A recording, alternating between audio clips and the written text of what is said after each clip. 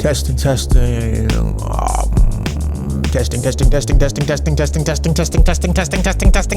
Glass bullet. Hi-yo. Oh, you are. You know where you are. It's Wednesday. You're in the Butterfly Haus with your host, Rosarii. How are you? Are you good? Good. I hope you're good. If you're not good, you're going to get good. Trust me. Because there's still time. Today's a special day in the Butterfly Haus. Can I call it the Butterfly Haus? You know, people have asked me, are you the Butterfly Haus or are you just Butterfly Haus? I tell them, it's just Butterfly Haus. Like how the Eagles, it's just Eagles, not the Eagles, the band.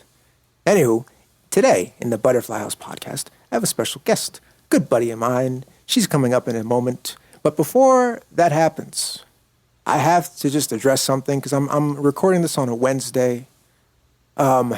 Recording it a week early, actually. This will be out next week. But because of what day it is, it's Wednesday, which is 2 days after Monday, which means Monday there was a little football game on the Monday, and I have to ask, how are the Chiefs fans doing? Are you guys doing okay? Do you have your napkin and your box of tissues? Did you cry? Did you cuddle up to your Taylor Swift stuffed animal after Kelsey dropped that pass? Well, ladies and gentlemen, your Philadelphia Eagles defeated the Kansas City Chiefs in, I would say, a barn burner of a football game. I watched the whole thing, and it made my chest beat with the intensity of a passionate heart as I watched that thing. You know what's funny about sports? When you watch sports, it takes you through so many different emotions. You know, your team scores, and you're like, oh, this is great, we're going to blow them out. Then your team falls behind, you're like, fuck, are we going to get mopped? And then you just go through that. And I find I'm trying to just keep my zen in the whole process of the thing. But I'll tell you, when a football game or whatever your sport of choice, when a game goes the way that you want it to go, oh, the glow that you will walk into the office with the next day, it's unbeatable, undefeatable. And that's how I felt going in on Tuesday. I'll tell you, that Travis Kelce fellow, I got no problem against Travis Kelce. Big fan of his brother. He's our center, right? But Travis Kelce said something that bothered me. They were asking him, in a post-game interview, how'd you feel about, the loss or whatever? Which is always awkward when people ask you questions when you lose. You don't want to talk to anyone when you fucking lose. You want to talk when you win. He said something about how it was nothing that the Eagles did that led to their victory. It was our mistakes. And it's like, dude, give us a wee bit of credit. You don't have to be so butthurt about it. I know your girlfriend wasn't in the stadium that day. I get it. She's in Rio de Janeiro, whatever. I get it. You're in a crummy mood. But at least, I don't know. I feel like when you lose, you still have to give it up to who you lost to. That's part of being a good loser. And I think everyone in life has to learn what it's like to be a loser. And that's what I think you learn from sports. But today we're not talking about losers. We're talking about winners. Because the Philadelphia Eagles, I'll tell you, I think they're going to go all the way. And we're still talking about we're not playing our best ball. I get it. But if we're not playing our best ball and we're still defeating the reigning Super Bowl champs, then what does that tell you when everything starts clicking during the playoffs? That means that we are coming for ring number 2. And when we do, you will start to see the bricks of a dynasty building for the Philadelphia Eagles. I'm very excited. Anywho, enough sports chatter. The reason that we are filming this today, bringing in a special guest, a special friend of mine, a collaborator, a fellow creative, a fellow entrepreneur, if you will. I welcome to the Butterfly Haus Podcast, Rosarii. What's up? I'm sorry you had to hear all the sports talk, but I just had to get my shit off because, are you a sports fan? Not in American sports, I'm going to be real with you. So it's cool. It's cool to get that insight from someone who is because, this means a lot to you. It doesn't to me. Yeah? Well, what do you watch? What's like, I mean, you're where? Well, first off, where are you from? Tell the people where you're from originally. So I'm from Norway. Okay. It's definitely a sports-heavy country, so don't get me wrong with that. But you guys, football. We got we got soccer, as you guys call it. We call it football Yeah. or football. Okay. It's very important in Norway. Most people watch it. I don't as much. I will watch it when it's like the world matches, like countries against countries. I think that's pretty cool. We also are heavy into winter sports, with it being a winter country. So like you know, curling and skiing. skiing heavy. Like Norway made me realize how many types of skiing you can get into, because like I feel like most people who's not from winter countries maybe feel like you got cross country, or maybe most people don't even know about that. But like, you know, you go down hills and stuff like that. I don't even know what it's called in English. I'm being real with you. We call it slalom. Slalom. Slalom, and that's when you go down a mountain hill really fast. You might have some obstacles. Maybe you're trying to go in a certain amount of time or whatnot. But like that's a heavy one, and then there's like so many different versions of that alone. We also have something that's called like skiing, and that's in Norwegian. that's yeah. I don't know what these things are called in English because Okay. they're not. They don't really. Maybe they exist in English. I don't know. I haven't been looking for them. But it's skiing it's two words. Well, it's one word, but you can break it up in two words, and it pretty much means shooting while skiing. What do you shoot at? Like Discs. discs, yeah, Okay. discs or little spots, whatever. So this is where you're traveling through a designated path in the woods that's been cleared out. You know, you have a whole crowd of people standing around watching this, and it's all timed. And your group, like you're pretty much trying to do this as quick as possible. So you're not doing it together, or maybe there are versions where you do it together as well. But you normally go one by one. You have a freaking gun on your back. You're just cruising through the woods. Then you come at these posts where you shoot these obstacles, and the one who shoots fastest is the most accurate, ends up being the winner. So that's like one type of skiing, and that's like people are very. My dad is really into all of these things. So like I would say that my greatest exposure to sports, and especially Norwegian sports, had been through him. He also was like very active in the ship when he was younger. So you have skiing, you have ice skating. And there's so we many have different. Yeah. You guys have like, you guys are about like hockey and stuff like that. Like I know Canada is heavy on that. You guys big yeah. hockey folks? Yeah, we definitely are into hockey as well. I just don't care. Yeah. Do you ski? I do ski, yes sir. Do you snowboard? I do snowboard as well. Mm-hmm. Because I know that you're. I would describe you as an active person, but I know you're big into running. I know recently you've been in the gym. And I know, like, you're kind of, I would describe you as athletic, at least with, like, your build and your, like, taste in activity. So I'm wondering if that extends to you enjoying some of these more, like, do you surf? I attempt to, but I won't say, like, I'm not a surfer. But when I get the opportunity, yeah, I'm in the water. Do you rollerblade? I have tried in the past, but no. You skateboard, though. I do. Okay, and I wanted to ask you this for a while, but I've never asked you.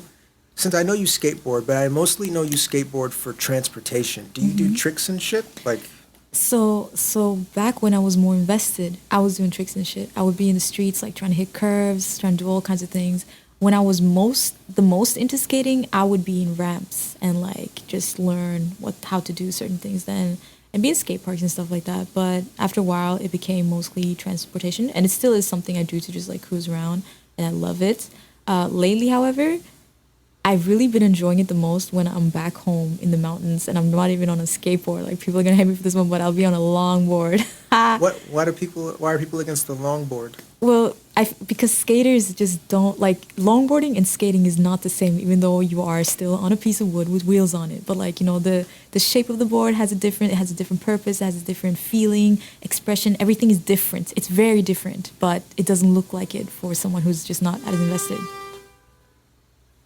Also, sorry, people, the window's open, and there's 2 mics going, so you might hear some of New York City's nonsense during the podcast.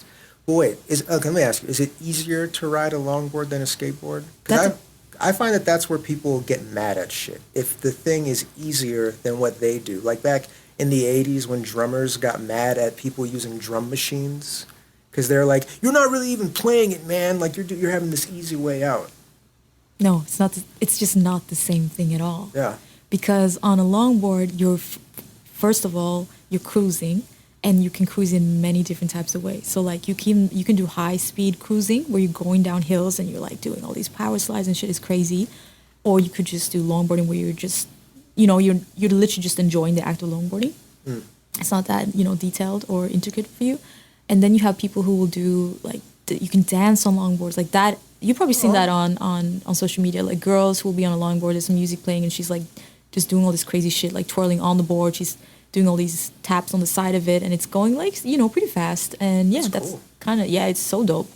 And then with skateboarding, it's just a whole different realm. Like I said, it's still a piece of wood, but it's entirely different. So yeah, longboarder is not the same as a skateboarder. It's just not the same. Did I ever tell you about my period as a skateboarder?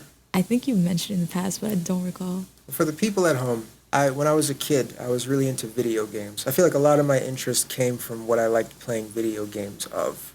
And back when I was a wee lad, we had Tony Hawk's Pro Skater. Oh, yeah. And I got really into that game, and I'm like, oh, I'm going to get a cool skateboard for Christmas. And I got really into, like, the different artwork that you can have on the deck? Yeah. Or the under, like on the bottom? The belly, yeah. And so I got the skateboard for Christmas, brand new skateboard, really excited. And I remember, like, I don't know, I might have went out to try to skate on it the first day. And I'm like, you know what? I want to make up a trick. I want to make up my own trick. And I called this trick the flamingo. Right. Where basically I tried to just skate on one foot and just be on one foot on the skateboard. And then the skateboard fell out from underneath me, or it came out from underneath me, and I fell on the back of my head. And I had no helmet on, because when I was growing up, you didn't wear a helmet when you did things, because you look cooler without a helmet. So I fell on my back, and I fell on my head, and I started bleeding from the back of my head. And then that was the moment that I said, I'm never going to do this again. That was a problem. Maybe I was like too much of a quitter as a kid, because rollerblading was the same deal. I fell at like a birthday party, and I sprained my thumb, and I just said, I'm not meant to do this then. I mean, I think it's good to be this like very decisive at an early age, because then it's like, oh wait, I should try. Like, a lot of people's problem is like being indecisive with certain things in life, and if you just like kind of early decide that this was not for me. A lot of people have that experience though with skateboards, and those who are just like, they're just so into it that they're like, oh wait, this is how it is. Like, if I want to do anything more with this, I'm gonna have to expect to take like eat a lot of shit. So you don't think I'm a coward? I just think you're realistic, man.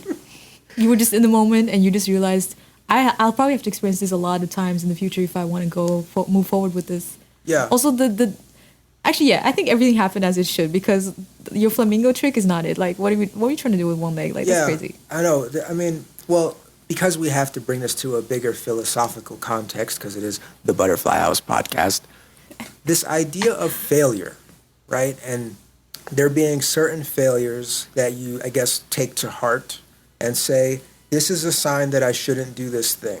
Whereas there's other failures that you're like, am I going to let this stop me from continuing to try to achieve the thing? And I guess, how can you tell the difference between, this is hilarious, as we're talking, Deb has to keep adjusting the camera because the lighting keeps affecting our pigment levels on screen. But yeah, like what discernment, how do you pick between letting failure say, this is not for me, and the difference between that and saying, you fall down once and you get up twice? So I guess, how do you make that choice between those two things? I think it comes down to like reflecting on how much value that thing has for you. You know what I'm saying? Because like with your skateboarding incident, you saw videos, you were cruising around, it maybe felt really good for you, but you realized that the pain was too much of it was a bigger catalyst than the joy you got out of it. So you're just like kind of on the spot, like, nah, I'm good on this. With other things, the fail doesn't necessarily have to be so like abrupt. Yeah. Like bleeding from your skull is kind of like, oh damn, like that's heavy. And it's not like a worth it kind of pain. Yeah. Because like you and I, we both make music, right? Which we will get to soon. But with that, obviously, you put out a track or whatever, and it quote flops or doesn't get the right amount of viewership or streams that you want, or if people just flat out tell you this sucks, then how do you, like, to be able to decide to keep going, to keep making things in spite of that? I believe that what you're saying, like, it does come down to how much do you love actually making songs?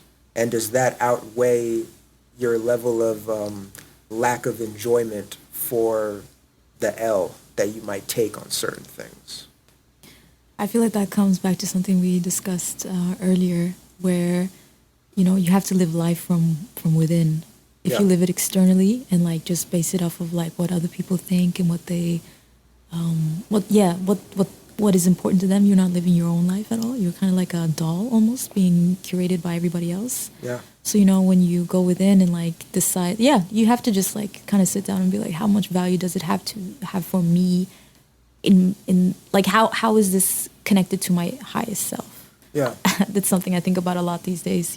I feel like we're all that a lot of us are not in touch with our highest self, and that the time we are the most in touch with our highest self is when we're children, and the things that we do when we are children is like the most direct connection to the things that we really love to do that ends up having the most meaning to us. So for instance, you with your skateboarding, again, you were a child doing this, and I don't know, really quickly you were just like, yeah, this is not it. It's not connected to my highest self. But other things that you do, I don't know if you were engaged with music at a young age. Yes, same. Yeah. I was howling. I was singing at all times as a little child. I was bothering everybody, and also, I was doing some good stuff with my singing, and it has stuck with me as my most truest form of expression, and just what I do that makes me feel like I'm not really part of Earth anymore. Like that is the one thing that just makes me feel like, okay, I am connected to myself right now, and this feels the absolute best. And yeah, unfortunately with those things, sometimes you have a lot of failure. But I simultaneously believe that if you experience something that really feels like that, you should just keep going, because in the end,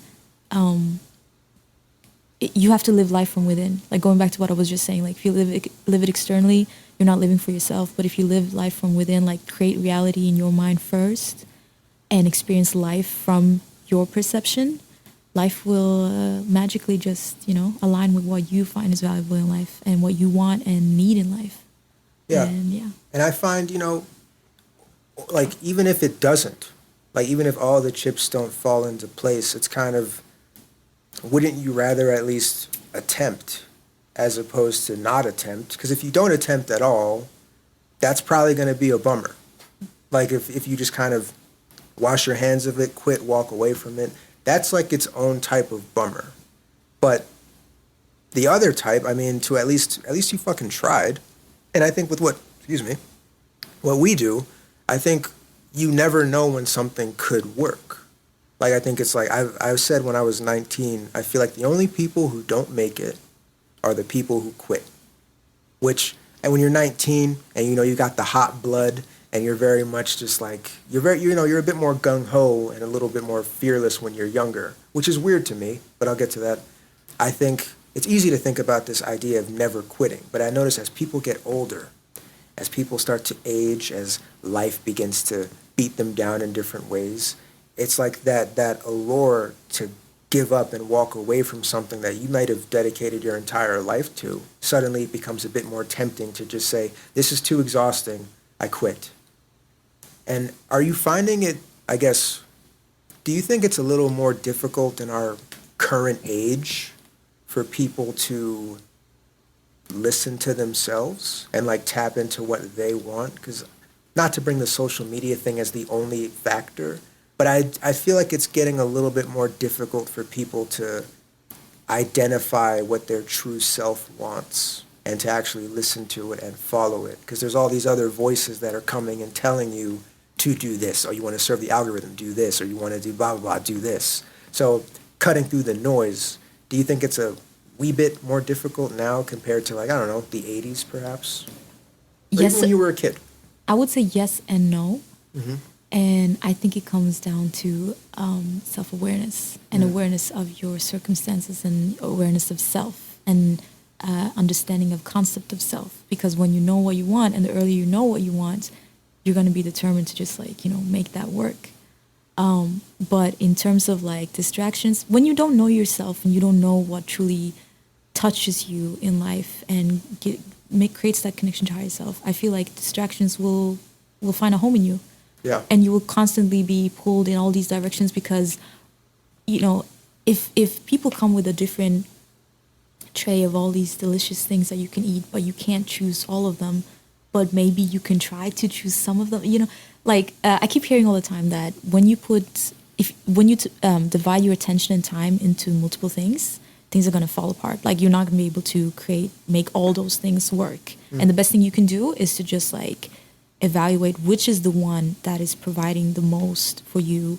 I guess not necessarily fastest, but like what is going to give you the most value impact right now.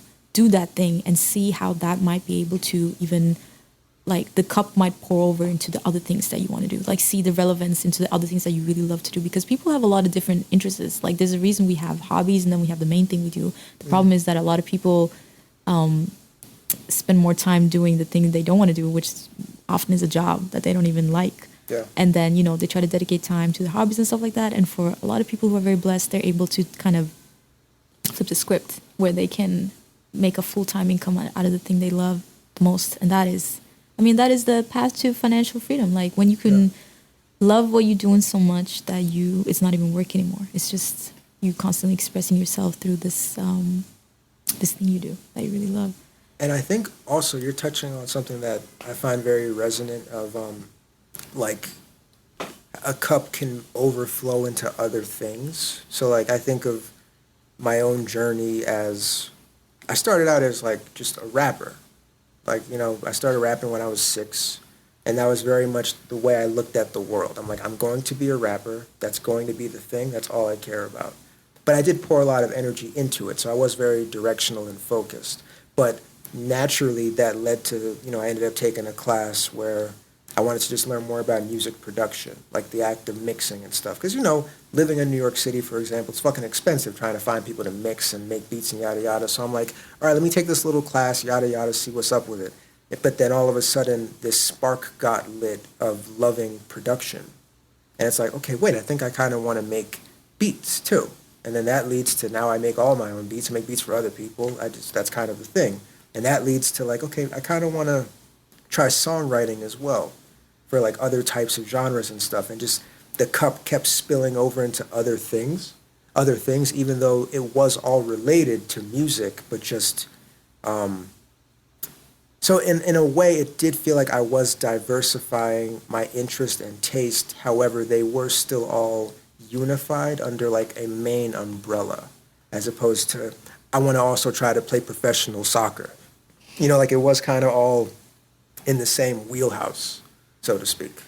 Yeah, and I think that's beautiful for you. I love that for you, and I'm very happy that, you know, your path is taking you that direction, and the fact that you are now in a place where, like, not only do you create your music that serve the people who listen, you know, that has an impact in either an emotional or like some kind of way with whoever listens, they connect to your music, but even more so that, for instance, you get to teach music now. Mm-hmm. You know, you are of service to people in that way, because, I mean, we can discuss the meaning of life back and forth as much as we want. I kind of like to keep it simple and think that, you know, life is about sharing love and also being of service to others. Because whenever I see that people, you know, feel the most fulfillment is when they do stuff for others as well, like are of service for others. And that can be in so many different ways. Yeah.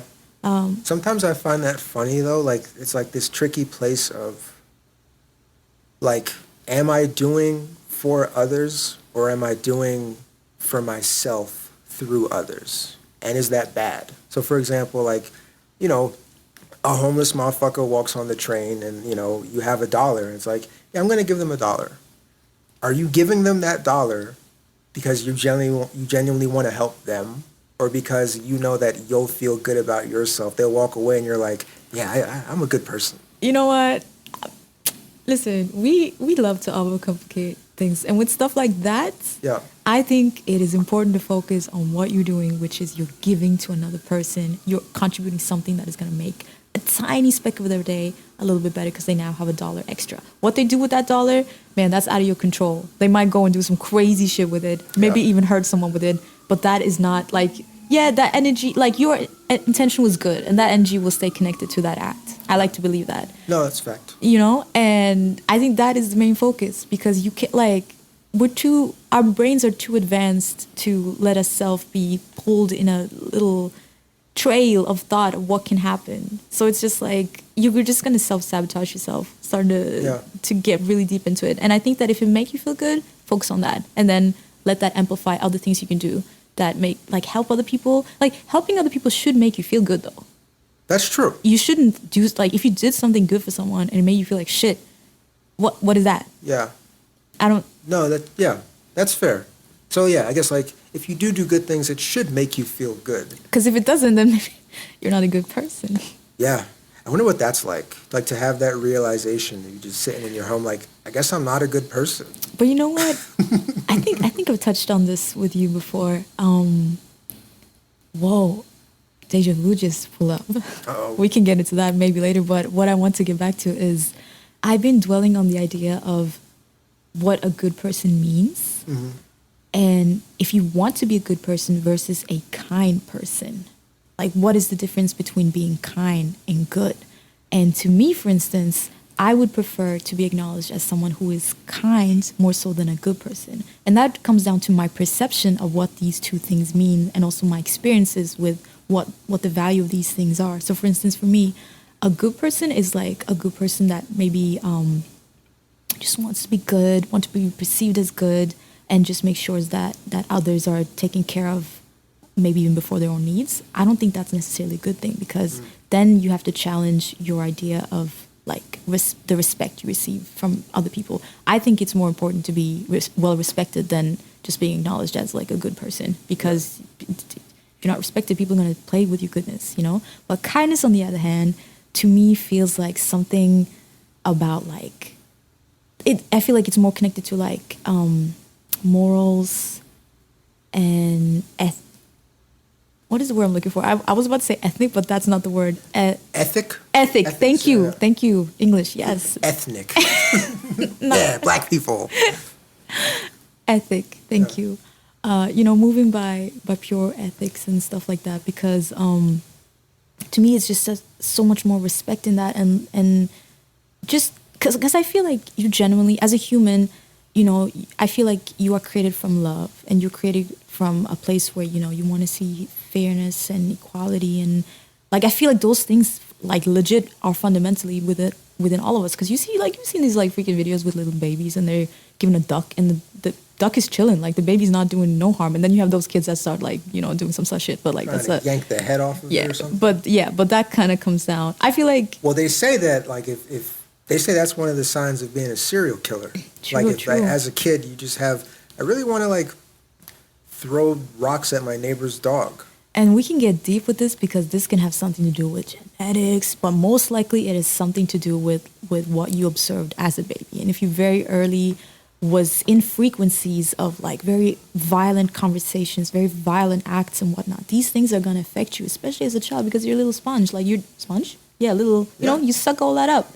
And that's like nature versus nurture. Like the constant. Exactly. So, yeah, I think kindness, to be kind, is more important to me, at least, than it is to be a good person, because respect is very important to me. And I feel like so much more of, like, morals of great value come along with having kindness as a focus. Okay. I think when I think of kindness, though, sometimes I think of how that can lead people into, like, people-pleasing territory, where it's like, because they want to be perceived as kind, maybe that leads them to not telling how they actually feel about certain things to a person. Like there's a scene in this movie, Girl with the Dragon Tattoo. And this movie came out like 12 years ago, so spoiler alert, but you should have watched it already. The dude finds out who the murderer is that he's been looking for. He's, like, in the guy's house, he finds the evidence, and then he hears the front door opening. So he runs out of the fucking house, and he slips in the backyard. And then the dude comes over, he's like, "Hey, what are you doing back here?" And he's like, "Oh, you know, I'm just going for a walk." He's like, "Oh, well, do you want to come inside for a drink?" And then the guy's like, "Yeah, sure." So he goes back in the house. And then, I don't know, they were like making a little chit chat or whatever. And then the dude, I think he pulls out a gun. He's like, come downstairs, right? So he sits the guy down, he ties him up to a chair. And he's like, let me ask you something. Why did you come back in the house when you knew what you knew? And then he was just like, I don't know. And then the dude says, because people fear being impolite so much that they're almost willing to sacrifice their own safety. As like basically human beings, sometimes we have this impulse to be perceived a certain way as polite or kind that we're willing to forego our own like needs and safety just to like appease others. And that's not to say that kind is worse than good. It also made me think of this Frank Ocean lyric about, it's called Wise Man, where he says, good man don't exist, righteous man exists. Meaning like not to be good, so to speak, but to be righteous, as in your intention is always a thing that you feel like is morally high, above board. But that's not necessarily going to mean you're a good person. And I guess this question came to me as you were also talking. If a person does somehow realize, I think I'm a bad person, like they can really like be honest with themselves on that. And if they then say to themselves, because I'm a bad person, I think I'm going to kill myself. If they do that, does that then make them a good person? Because they're recognizing that their presence on earth is destructive. So like, let's get a little dark here with it. Some people say that that pedophiles don't pick to be attracted to kids. Kind of like how, you don't pick that you're attracted to the types of people you're attracted to, right? So pedophiles, some people say that that's kind of with them, that they don't pick that they want to fuck that kid, they just do. So, but if a pedophile recognizes that, if they should then just, it's good that they kill themselves, right? I don't know. I mean, I guess it kind of depends on if you think that they pick that shit or not, which we don't have to get into. But just this idea, if you have that mindfulness to really assess, because they say that a good person is always inquiring if they are a good person. That's one of the marks of someone who's a good person, that they're always trying to think about, are they being good towards society or not? But if you do come to that conclusion that, no, I'm bad for society, and then you take your, like, what do you do with them? I just knew that you were going to get into the topics of pedophiles. How? Because we talk about it a lot. Okay. Well, not a lot, but like, we talked about it. Okay. And it's like, this guy Saz, he seems like he thinks about pedophiles a lot. It's like, oh, no, I don't. I just... No, but it's like, because it's just such an extreme direction to live. It's really like, it's out there. And I will tap into that because you opened the box now. It's over. But going back to what you were saying about the good, kind, and now righteous. Because, so these are just thoughts that I dwell on. I think a lot about all kinds of things, and I try to put the right names and terms onto things. And I kind of just concluded that right now, my easiest way to to perceive this is just good versus kind, and is that even a thing that can be set up against each other? Is it the same thing? I just dwell on these things all the time. And then you said righteous. And personally, I think that maybe the word I'm looking for is righteous. Because yes, you can act in righteousness. And to me, like when I heard that word now, obviously I've been aware of that word, but it does feel like it holds the direction of ethics and morals more so than kind. Yeah. Kind just sounds like soft and nice, and just be kind and all this shit. Yeah. And I guess like righteous would be like... do the right thing.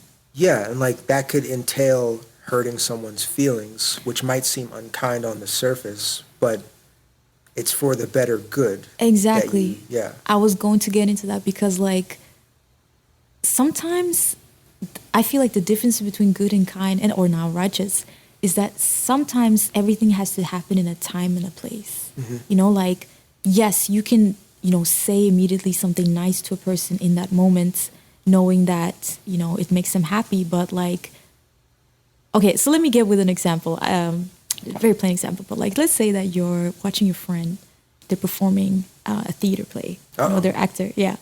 And you know that they're a really good actor or actress. Like they really love this stuff. They're really into this stuff. They're doing this.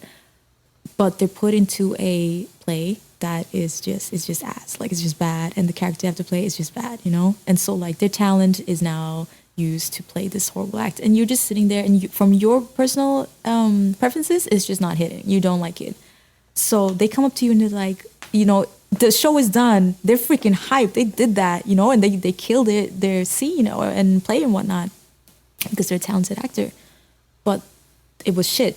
So they come to you and they're just like, how was it, you know? So in the moment of that, like their adrenaline is high and everything, you're not going to tell them this shit sucked. Why would you do that? Yeah. You know, very well, you know that this is really bad, but you should not say that. Like the righteous thing to do is to continue uplifting them. They are in a very, very beautiful moment right now, like celebrating themselves and really enjoying something that they worked really hard on.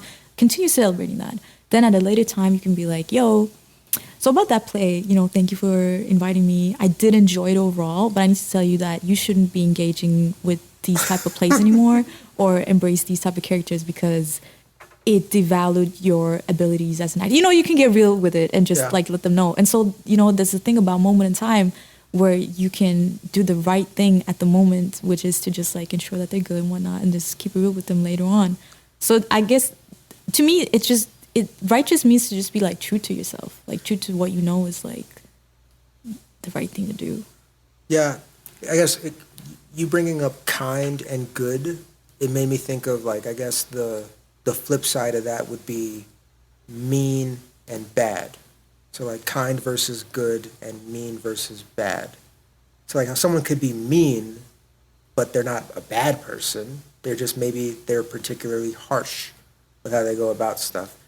I think is it dying again? Do you need a charge? I need a charge. Uh-oh. I need a charger. I can use my computer. We're charging phones over here, people. Technical difficulties. We'll be back in 2 seconds. You know, that made me think of you bringing that up reminded me of, I saw this video about this dude talking about that, like this idea of and maybe you saw a similar video that I saw. But it was funny because he then brought up how like he wouldn't bum them out the night of the show, and he would just text them the next day, just like, hey, so can we talk about your play? And I don't know, I found that funny too because it's like you can't just let me rock, like. But this is a good point that I think all performers have to think about. When you get off stage, do you ask people how your show was? Like, do you personally? Yeah, and I will go to people that I'm close to and expect them to be real with me and tell me if shit was ass. And I would want them to tell me if it was bad, rather than just be like, this was great, and just keep going. No. Yeah. I want the feedback early so that I can improve tomorrow. That's fair. I don't. I find like, I'm thinking that whatever, I kind of leave it open-ended. Like, whatever they're thinking, they'll tell me. So, like, I won't ask them, hey, did you like it? Hey, was it good? How did you think about it? Wait, do you mean like right after the show is done? Or period, honestly. Like I kind of... I would want, like when the show is done, I kind of just want to like, the show is done. Yeah. I don't even want to think about it. I just want to, it's done and I want to just enjoy the night. Thank you for being here, you know, type shit like that. Tomorrow, however, I wanted to keep it real. Okay, that's fair. I mean, because I do find like a lot of performers when they get off stage and you'll see it in their face that they feel anxious about how it went, and they'll come up to you like, "Oh my God, how was it? Oh my God, how was it?" And you can see in their face that like they kind of felt like they're not sure how it was, and they're looking for, in that moment you can tell that they're kind of looking for validation, right? They want to hear like, "No, dude, like you crushed it." And with that though, I'm not gonna lie, there's a lot of ways that I think you can kind of dance around giving those kind of comments. Like musicians will talk about how there's ways to almost give a non-answer to how something was. Like it'll be like, yeah, I mean, you seem like you were having a lot of fun up there. Yes. Which that doesn't mean anything. No. But it's a response. Yeah. Temporary. Or it's like, yeah, oh man, the energy you brought to that, like I felt it. Mm-hmm. Again, doesn't mean I liked it. It's neutral. Yeah. But it's still just like allows the celebration to continue. Yeah. You know what I'm saying? You know what? But it's so interesting you brought that up because that kind of hit me with something that we were discussing earlier with like deciding what to do with life. I feel like intuition is very real. I feel like everyone holds a very strong ability to tap in with their intuition, and that is also connected to their higher self and stuff like that. And what I think is, I feel like most people already know what's up. Like you already know what's going on. You can feel it, and if you just trust yourself, you know that this is either good or this is bad or whatever. But like you said, we have come to a point in life where we just need so much external validation on everything. Oh, yeah. And what's sad is that we don't work more on being secure in ourselves when we're younger. Because we really are. When we're babies and we're like up to the age of 7, we're just like, we know we're the shit. Yeah. And we act as like everything we want to do, everything we want to create, we're just like, yeah, I'm doing this. And no matter the outcome, we're just like, yeah, this is fire. Because, you know, we just felt good and everything. And then, you know, we slowly are embedded in society and start having all these... The voices start creeping. Not even the voices, authorities. Like we're told, this is an authority. You have to acknowledge and not necessarily obey, but low-key, obey what they say and like how they say that you should operate and correlate to everything else, you know? Yeah. And once that happens, you become less certain of yourself because these authorities might say some stuff that goes against things that you thought was maybe even logical when you were younger, like things that just made sense to you. So you start questioning yourself. And then as we grow older, more and more things just show up in our lives that start questioning ourselves. And the distractions just become more and more severe to the point that we're all just like these unstable, non-intelligent, emotional beings who are just, you know, constantly in need of external validation and the external to navigate through life and fully losing in touch with ourselves. So I think it's so important to just like when you have a feel like your intuition is saying something, the gut feeling. Man, I've been getting into the science of these things and I could really break it down right now, but I'm not going to get that deep. But intuition is very real. Yeah. And if you hear it, if you feel it, just like take a moment to just like, what is it telling me? Because it's real. For you and your experience of life, it is real. Yeah, I've always been, I got something in my eye. Do you need help? with your claws, my long ass. yank They're out my finally eyeball. long, like they're finally, and these are natural nails. Look at that. Come on now. I talk a lot about this idea that I think a creative person's greatest tool is their sense of taste and quality. Because you're going to have all these things telling you what is a good song, yada, yada, yada. But I think you having a genuine trust in your own sense of what is a good song, that is like one of the best tools you can have. Facts. But I will say this, and I struggle with this now, because I used to be one of those people that I would hate when people don't take my advice. And I've worked on this with my therapist over the years. I used to hate when people don't take my advice or think that my opinion is the correct one or whatever. And I've gotten to this place now where I think I'm almost on like the opposite end of the spectrum, where I'll think a lot, like I'll be like if you ask me like, what do you think of this song I just made? I'll be like, well, what the fuck do I know? Like, it's like but I feel like that also does a disservice, because then people are like, no, Saz, I'm asking you because I like what you make, or I like your taste, or I know that you have a certain amount of know-how with shit, so I want you to tell me yada yada. But my immediate reaction is like, dude, I don't know anything. Did it feel right when you did it? That's probably, do it then. And people get mad at me with that shit, or they'll send me a song rather that's not even a song they make, and they're just like, what do you think about this song? And my impulse is to always find something in it that I like. Because it's like, all right, like you sent me this song. This could be a song that's very near and dear to your heart for whatever reason. So I don't want to just, slather shit all over it. I'll find like even something like, oh, I really like the hi-hat pattern. Or like the kick drum is very, I'll find all these ways to describe like the mood or the vibe of it without actually saying, I think it's mediocre and generic. Right? And people will be like, no, I want you to tell me directly how you feel about it. And something about, maybe it's because I'm a teacher as well. So there's this part of me that wants to be very careful not to destroy someone's confidence with what I'm saying, and try to find a way to motivate them. But I'm trying to thread the needle with like being honest with feedback in a way that's, not destructive. You know what I mean? I respect that. And I appreciate how much like thought you put around it. Because now, you're teaching. So like, this is a person who's, they're showing up because they feel like they have lots that they need to learn.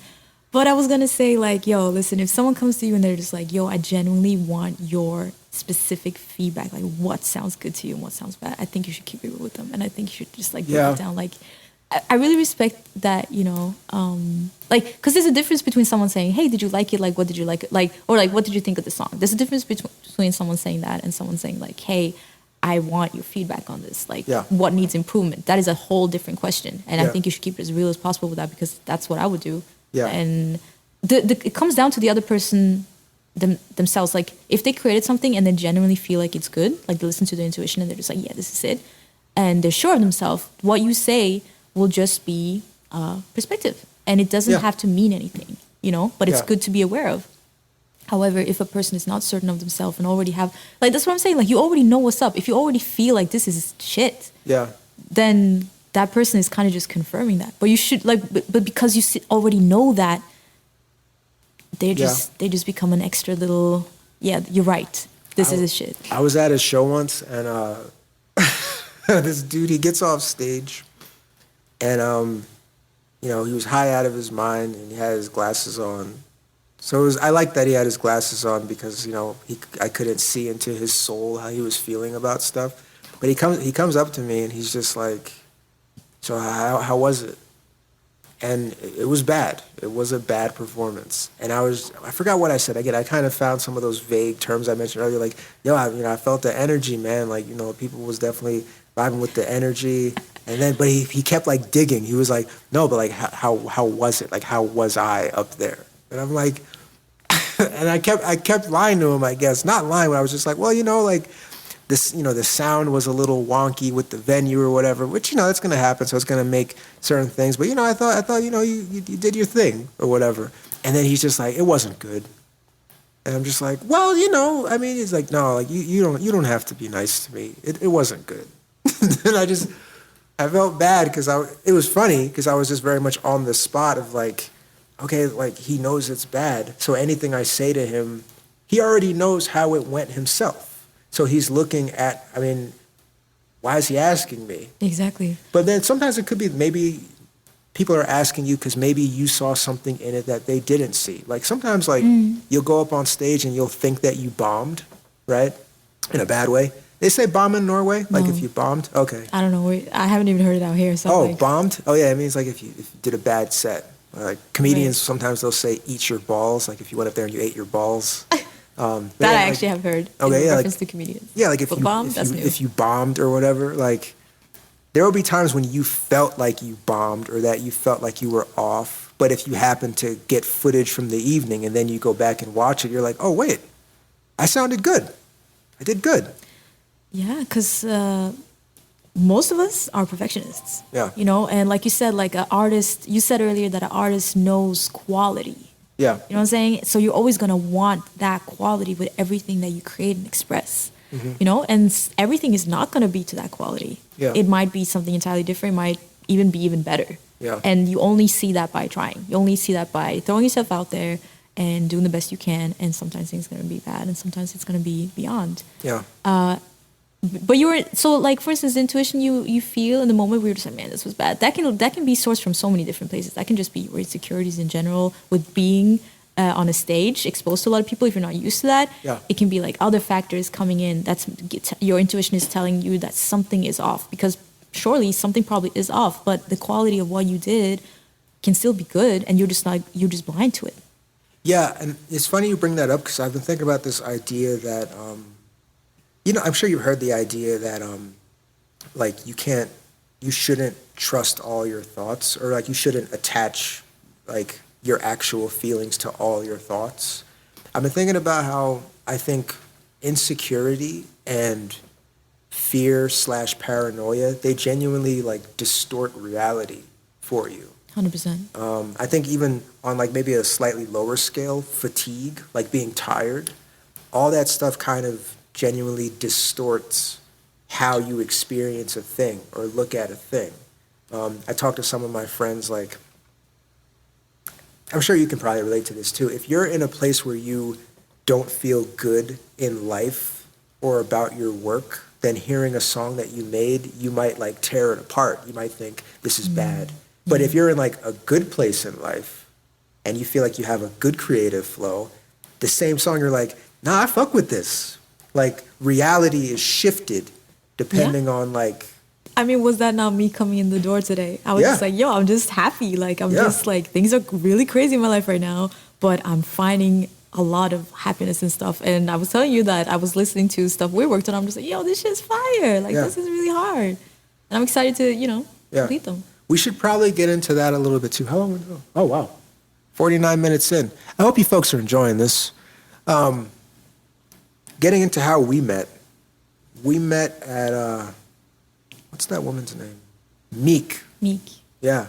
Oh, it was her birthday yesterday. Shout out to Meek. Happy birthday. Happy birthday, Meek. Meek, she never followed me back. You know how offended I was by that? I believe in reciprocity. I follow you. Why don't you follow me? Anyway. Yo, this. We met at her event, and this was like right after, it was just 2021. I was able to finally like walk again after like a year of just bleeding in my bed from my legs and feet. And I wasn't like able to like walk around and shit. So like the time finally came where I was able to go out again and like walk and shit. And I remember I was in like a really good mood that day. I just matched with some like hot chick on Bumble or whatever. And I was like, yeah, I'm going to go out and experience the world. I'm out here. I'm back again. And then I walked out, and then getting to the place in Brooklyn, you were the first person I met when I walked in, and you were in the lobby, confused or something.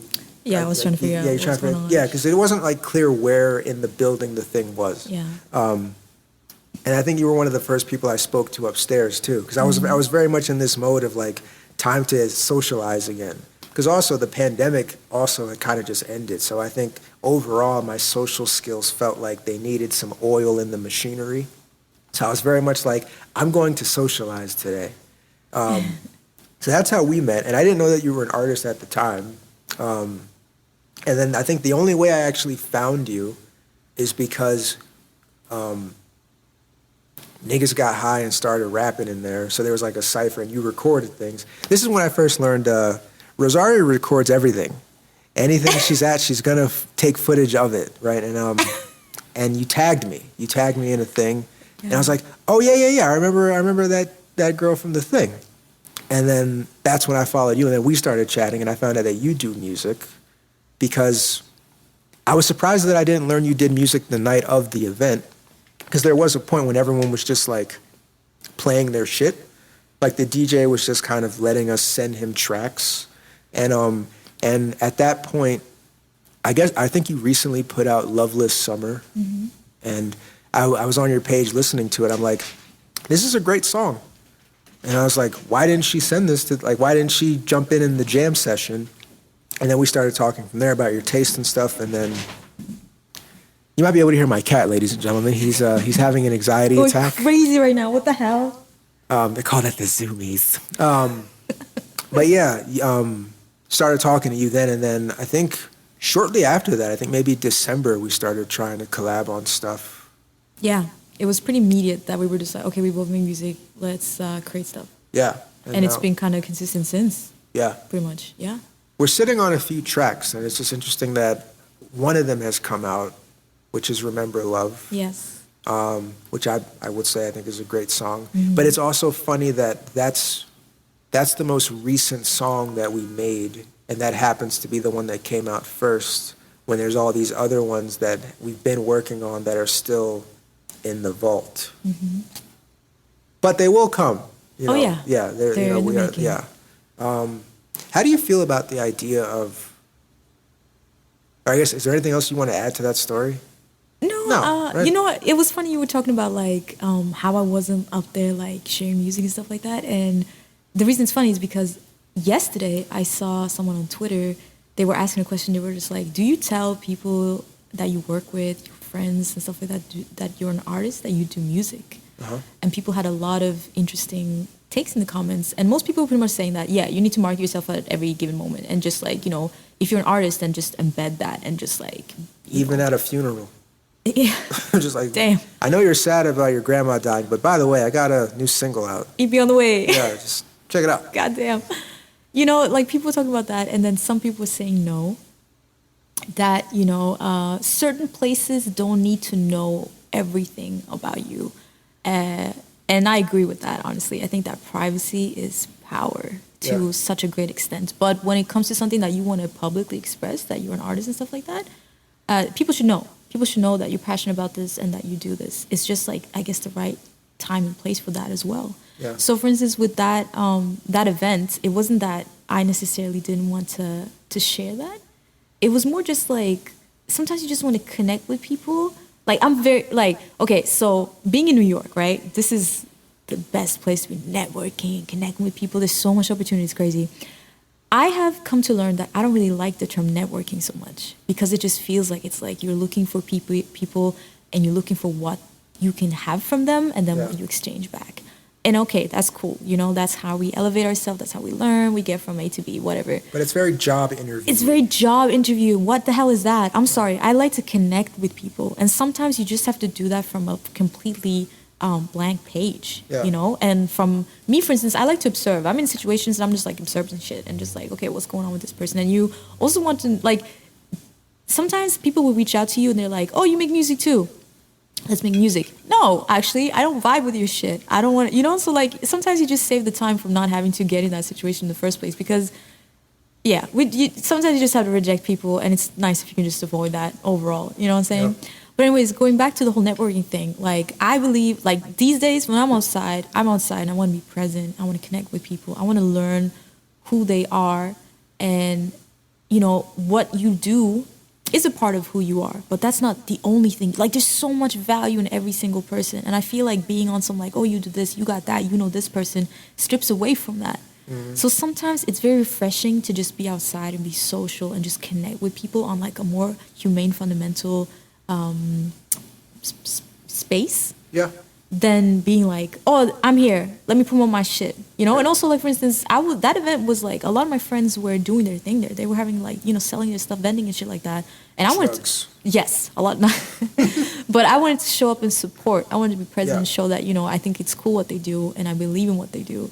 And, you know, you can show up for people in your life and support them in other ways than actually physically showing up, because, like, being in New York, it's kind of like a lot of work showing up physically, especially if you live far away from places. Yeah. You can support on social media and other ways, you know, energetically as well. You can just think about it, pray for them. I don't know.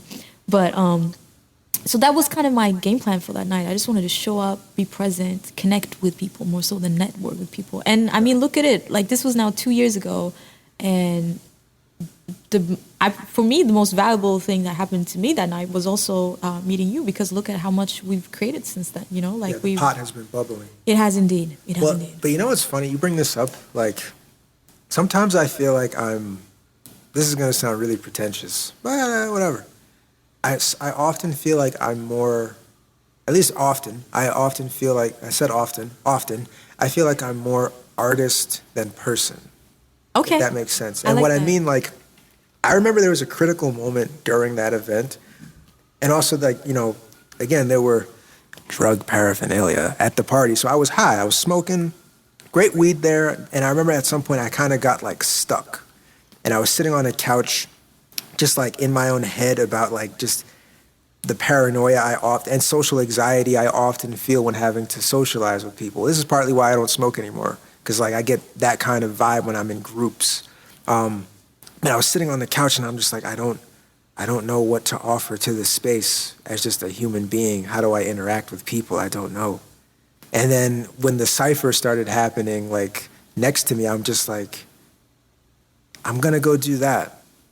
I rap, so I'm just gonna go do that. And then that cypher lasted, it was a few hours. Like, folks were just kind of rapping in a circle. Different people would kind of go in the circle. And I remember I just wouldn't leave the circle, because that's where I felt safest.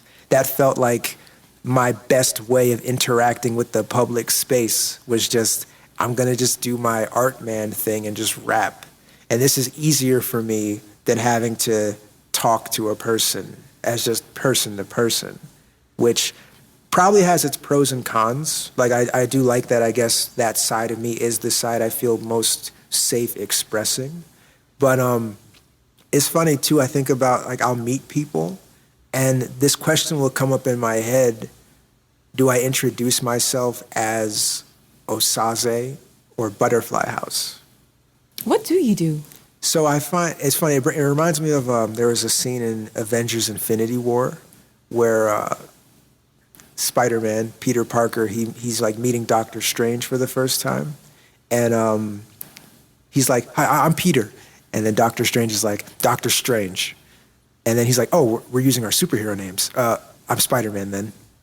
So it made me think about how, based on what the context is, I'll pick which name I use. Okay. So like if it's like out at like some open mic event where we're all performing and stuff, then it feels like, yeah, I'm here in my fucking helmet. I'm Butterfly Haus, man. So I'll be like, I'm Butterfly Haus. And then some people will be like, what's your real name? And then I'll tell them. But if I'm just kind of, I don't know, at a fucking Wawa or whatever, getting like a McMuffin or something, whatever I'm doing, it's like name for the order. I'm not going to say Butterfly Haus. It's like I'm Osaze. So I think it is like a context thing. Mm-hmm. Yeah, I do the same thing. And also, I wanted to comment on that because I think it's really powerful and really cool that you are so in tune with the thing you do, which is music, that it becomes a safe space for you, even out in public, you know? Yeah. I think, excuse me. That sound was different than my sound. You were doing something different. I was like, anyways, because to me, for instance, that is like, I'm not gonna say it's goals per se. Okay. Well, like your artist name is also very close to your real name. Exactly. So I feel like it's not that crazy to be like, I'm Rosarii. But I do the same thing. Like when I'm in a musical setting, I will introduce myself as such. If I'm like in the spot where I'm just like, okay, so we're doing this. Let me pull up these tracks and see what's good. Yeah. But in normal settings, I'll just be like, yo, it's D. Like, what's up? Yeah. And but in terms of you wanting to get up there and start rapping and stuff like that, I mean, I'm not gonna lie. Every time there's a little mic in place, I'm always like, there's a very big part of me that's just like, let me just go and like get on some runs right now and just do some crazy shit. Like I love doing the impros in especially jazz settings. Like that's my shit. I love that. Yeah. Because that's how I create music. We can get into that later, but like I was going to say that, you know, if I'm given a fresh beat, I just get on that and I just let it all happen, and it feels so amazing. Yeah. But anyways, back to this. Like fully embodying that, I wouldn't even say character, but that being of being this musical expressing person, that's really strong and really powerful. And I know that I'm getting closer to being that as well because I'm more sure of the music I create and my sound and my expressions. Like, what is my story? You know, because everything is about, we're all unique beings, and what separates us is our own very unique story and how other people can resonate to that. Well, I think also what kind of feels like you're reminding me of this, that I think for a lot of artists, they don't really, and I'm not saying this about you, I think in general, a lot of us kind of feel like, a lot of society kind of makes us feel like being an artist is a crazy thing and an impractical thing, to the point where almost like you should feel some type of guilt of fully embodying it, where it's like, no, that music thing you do is just your hobby. What do you actually do? Yeah, you know, So a lot of artists, they feel a certain sense of guilt being like, I am an artist. They'll say, I'm an aspiring artist. Or it's like, no, you're an artist. Exactly. But some reason you feel like you're not, because you've been told that unless you have, I guess, a certain degree of accolades or acclaim or whatever, then you don't deserve that title yet. Yeah. And that just comes to the importance of like, you just have to step into what you like, the concept of self. Like if you are an artist, then just be an artist. And that's what I'm saying. Like, I know that I am an artist and I want to introduce myself as such. And I was going to say that if you look at artists who have made it and become really big names now, like the only way you see them in public is as their artist self. Yeah. But they are very, they can be very down to earth and have super normal ass lives as well. Like they just go home and they drink coffee and they're just going by their, like, you know, amongst their family, they're going about life and their actual name and stuff like that, you know. But they have separated that in a sense where like you only the closest people get to experience that. While when you are an aspiring artist, if you don't believe in yourself enough, or like there can be other factors that just is separating you from who you want to be and how you want to become, you're still gonna walk around and just act in this like normal person state until you arrive. Yeah. You're just like, no, actually I am an artist and here's my proof of that. Well, you don't have to push it for anyone, first of all, but maybe proof it to yourself. Like, hey, I need to remind myself that I'm doing this. Yeah. And it's what makes me feel the most amazing. Have you ever seen this video of I think it was like right when the Barclays opened, and Jay-Z was going to perform at the Barclays, and he's on the subway going there. Oh, yeah. And he's sitting next to like some old lady, and she doesn't, I guess, know who he is by the look, and like he's just talking to her like he's just not Jay-Z, and then at some point she's like, "What's your name?" And he's like, "Jay. My name's Jay." And then she's like, "Okay, yeah, so like, what are you?" Like, he's like, "Oh, I'm going to the Barclays to do a little show or whatever." And she's like, "Oh, like, what do you do?" He's like, I do music." She's like, "Oh, okay, that's nice." And then like when like he's leaving, she's like, "Sorry, what's your name again?" He's like, Jay-Z. And she's like, "Oh, I know Jay-Z." And it was just like this really funny moment of like Jay just being human, but also, but also knowing like I am Jay-Z, so I am going to perform at the Barclays. But I think sometimes your ego can get to a place as an artist where it's like you're supposed to know who I am. Like, I don't know, like I think artists can find that it's tricky to kind of have your humanity existing in the same place with this larger than life persona that you kind of exist in when you're making your art. So finding a way to make those two things gel, I think, is one of the keys. Like, I guess for artists that, again, when their performance name is very close to their real name, maybe that feels a little bit easier. Because, like, if Kendrick has to go introduce himself to someone, he says, "Hi, my name's Kendrick," that's his real name. But if your name, Old Dirty Bastard, do you tell, like, "Hey, I'm Old Dirty Bastard"? Or, I don't know. I think it becomes very, like, this place of being down to earth and larger than life at the same time, I think is where we really need to end up at as like creatives. My favorite term is feet on the ground, head in the clouds. So like you do have that groundedness, but you are also up there. And just embodying both of them is key, I think. I fully agree with that. Yeah. I guess I feel like I should ask you, what are you working on? Well, you and I are working on some really cool songs right now. It's going to be an EP. Yeah. And I wanted to come out during the darker times of the year because the energy it holds is a little bit darker than everything else I've been working on lately. Yeah. In general, I'm a very positive person, but I definitely have, like we all have a little bit of darkness in us. Yeah. And it should be expressed in, And one of my nicknames is the Keeper of Shadows. People come to me when they want to go to the darkness. This is news to me. No, it's funny. Like, I guess, despite how, like, because I have a dark sense of humor and everything, so I am able to, I think, extract glimmers of light from dark things. You do. But I do think that I do exist very easily in the in the shadows, Do you think that, like, because you're one of the most positive people I know, like, legit. And I know I'm very positive. Yeah. I definitely have my moments where I'm not, but for the most part, I feel very positive. And, you've had a very crazy different experience in life than I have. But you remain to be so positive. And I'm wondering if, like, for instance, me, I've been through my shit too. And I'm wondering if that is just, we were talking about this earlier, if that is just that balance you need to want to stay in the positive and just want to exist in a positive state. Yeah, I mean, I have also gotten to this place where, like, and I'm happy to be in this place, even though sometimes I think it can make my sense of humor come off-putting or insensitive. That's not what it is.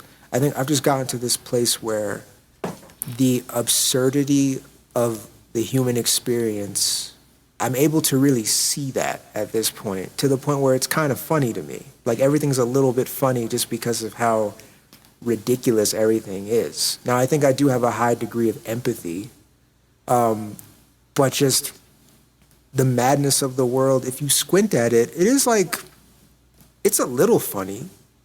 Like, if you, I mean, I've had buddies of mine that they've described me as, what was I called? The benevolent Joker. Like, if Joker was not a homicidal maniac and he was like a good guy, that's kind of what I am, which I kind of dig. Like, yeah, I do find laughter in the madness, but I want to, like, help. That's the thing. I want to help build and be good. But, me getting cancer is kind of funny. when I remember when I was doing sales, my icebreaker with people, I'd be like, oh, hi, my name's Osaze. And then they'd be like, oh, that's an interesting name. What does it mean? I'm like, oh, it means favored by God. Sometimes it's right. And then they would immediately think it's funny because it's like, oh, you're saying that your life isn't always favored or whatever. So I think that's what just helps me navigate how shitty a lot of this is just always trying to find the joke in it. The joke or maybe the good thing, because I was just about to say, like, favored by God, right? How does one become favored by God? You can't, you're just not born and you didn't have to do anything and you just are. You know what I'm saying? Like, as humans, you have to, like, you have to earn God's favor. Have to earn, don't you think? God's up there like, I ain't fucking with that guy. This guy, though, he gets it. I'm putting my chips on him. Which, frankly, sometimes I feel that is how God operates. I don't know. I've never spoken to the man. But, like, when you see certain things happen to certain people versus other people, I can't help but feel like, you know, God has a particular channel that he prefers to watch compared to this other person's life. What's your phone saying? You ran out of space? No, it's saying that it's trying to connect with your computer. Oh, don't want that. Sorry, yes, favored by God. How do we curate favor? That goes back to the whole distraction thing again, I feel. Because, like, if you think about it, it's very easy to just be born into this life right now and you just kind of roll through it on some mediocre pathway. Like, it's very easy to just, like, I blame convenience. I blame comfort. Like, it's so easy to just, like, tap into these places where you just want to be safe and comfortable. Then again, a lot of people have been through a lot of really harsh shit where literally the most fulfilling thing for them can just be to have, live in a state where they're comfortable and they're safe and their family is safe as well.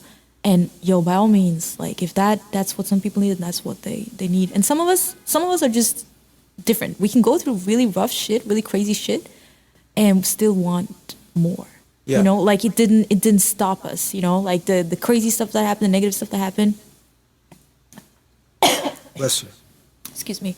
It just kind of became another part that makes you want to work harder for who you want to be, who you want to become.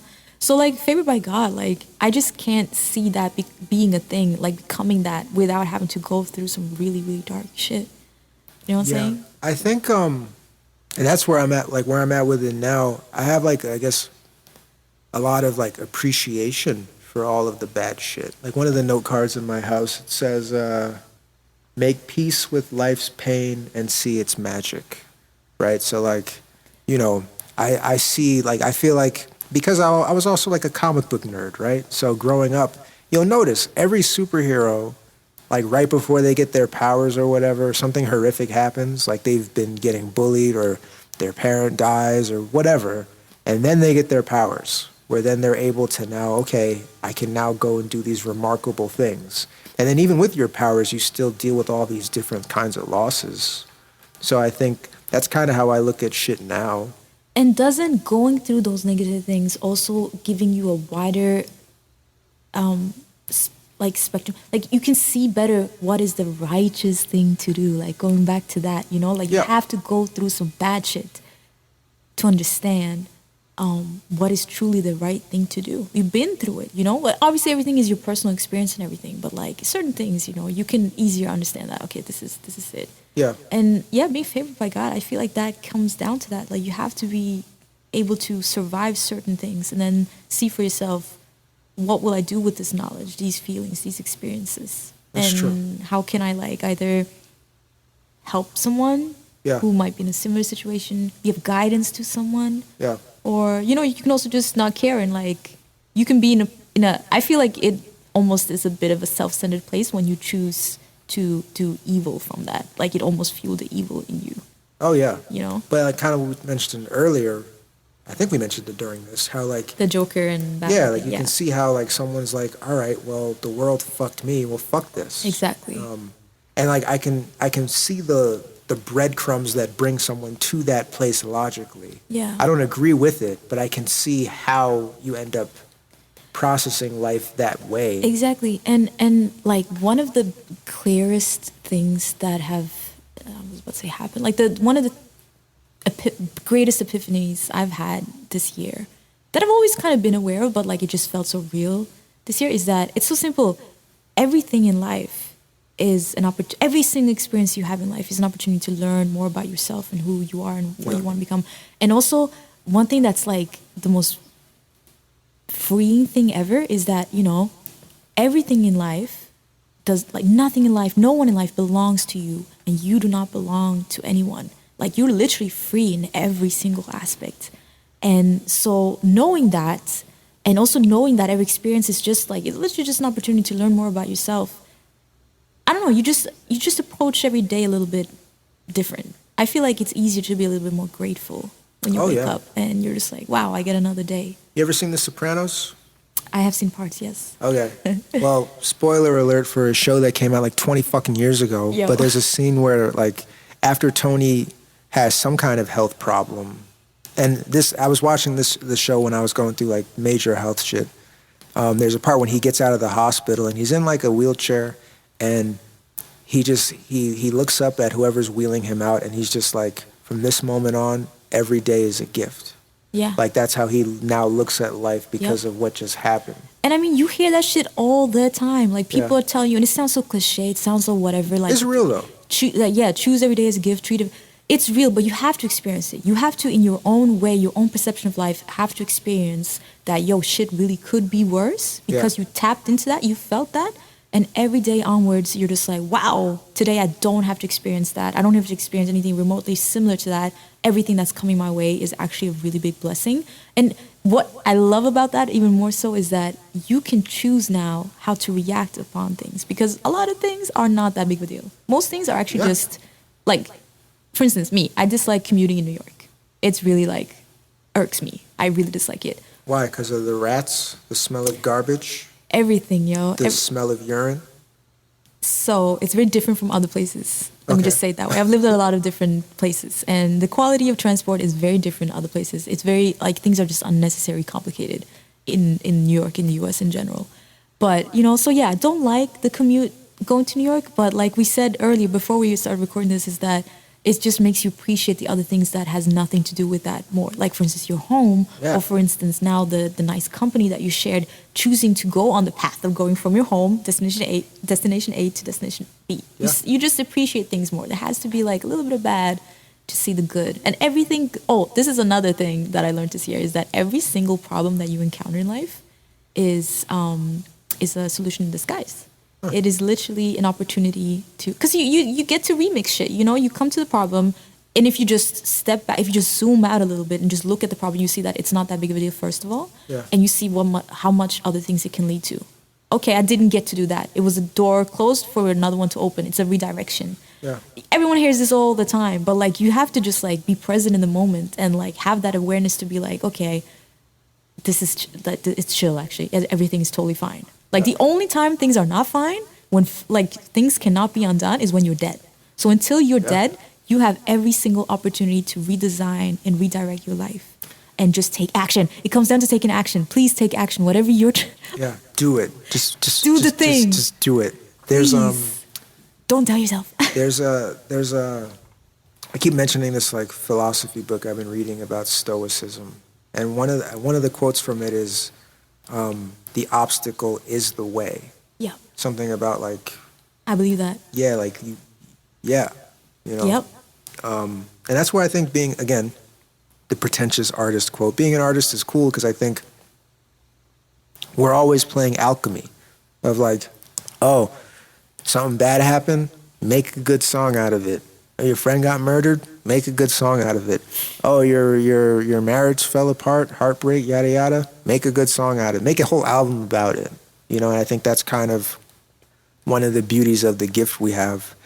Also, you brought up something that I wanted to touch on more, of like this idea of how some people, they do just kind of value contentment. Like, they kind of just like, no, they want a certain level of simplicity with life. Like, they just kind of I want to have my kids, my family, my home in a nice, safe suburb, enjoy my 9-to-5 job, and that's all I would really need to just enjoy life, right? It's simple. I get it, right? And I think what's important is to get to this space of because obviously you and I are very like, quote, driven people who are trying to build businesses, put out artwork. These are things that I think are, most people would say are things indicative of a driven person, right? We both want to be fit, et cetera, et cetera, et cetera. So the idea of just contentment and like, I guess its uglier cousin complacency isn't really our bag. But we do understand why people do value contentment. So I think, how do you navigate being, I guess, a driven person and interacting with a lot of people who simply just want contentment? Just respect their choices. So like, yeah, it's like, okay, and I am thinking about it kind of in the context of like dating, for example, right? Like, all right, like I think about how would I be happy dating someone who that's kind of all they want? Like they don't want to like make things or build something. I feel like personally I wouldn't really jive with that kind of energy. Same. But I do respect anyone who that is their kind of energy. Same. And it's just, you know, people are going to be cut from different cloths. And I think the humans, we have to get better at not like judging other folks negatively if their cloth is different from ours, while still accepting that's just not for me. Do what you do, but it's not my bag. And I think that's hard for people. Because we like a lot of times people want other people to be how they are. And it's like if the world is not how I look at the world should be, it's wrong. Yeah. I think it's not. And that comes back to the thing, like when I said like no one belongs to you, you don't belong to anyone. Yeah. It doesn't just mean like, oh, for instance, in a relationship that you're with this person now, it's the two of you. It also comes down to like, you need to just let people be. Yeah. You can only control yourself. You can only act from what's within. And that's why it's so important to be in touch with yourself and listen to your intuition and everything. But is that hard for you? Because you're an Aquarius and you're also really big into like health and stuff. So like how do you work like not pushing on people? Thank you for bringing that up because yeah, that's another thing I do. I'm very into like experimenting with, okay, so this is what I do. I have a very health focused lifestyle, but it's not pushy in any way. I just do what I do because I'm curious.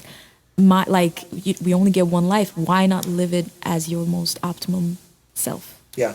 Why not just one of my biggest fears in life is to be stuck in my own body. Yeah. Actually, that's not even a fear because it's not even, as long as I do what I'm doing, I'm chilling, you know? It's not fun. I believe you. Yo, I believe you. You know what I'm saying? So so I have made my lifestyle, it's not even about, to me, it's not even about health anymore. It's just how I live my life. Yeah. And I live my life in such a way where I'm trying to be aware of my body and listen to my body, listen to what my body needs, and then act according to that. So for instance, I don't drink.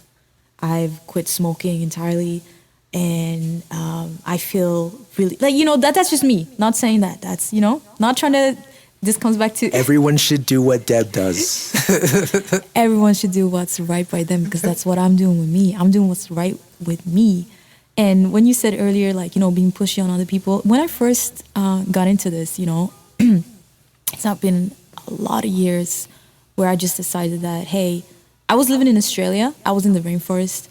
I was having a whole reality wake up check or whatever. I don't know what to call it. But I was in the rainforest and I was just vibing with nature on some heavy shit. I was just observing everything around me and everything feels so vibrant and alive. And I was you on ayahuasca? I was fully sober. Okay.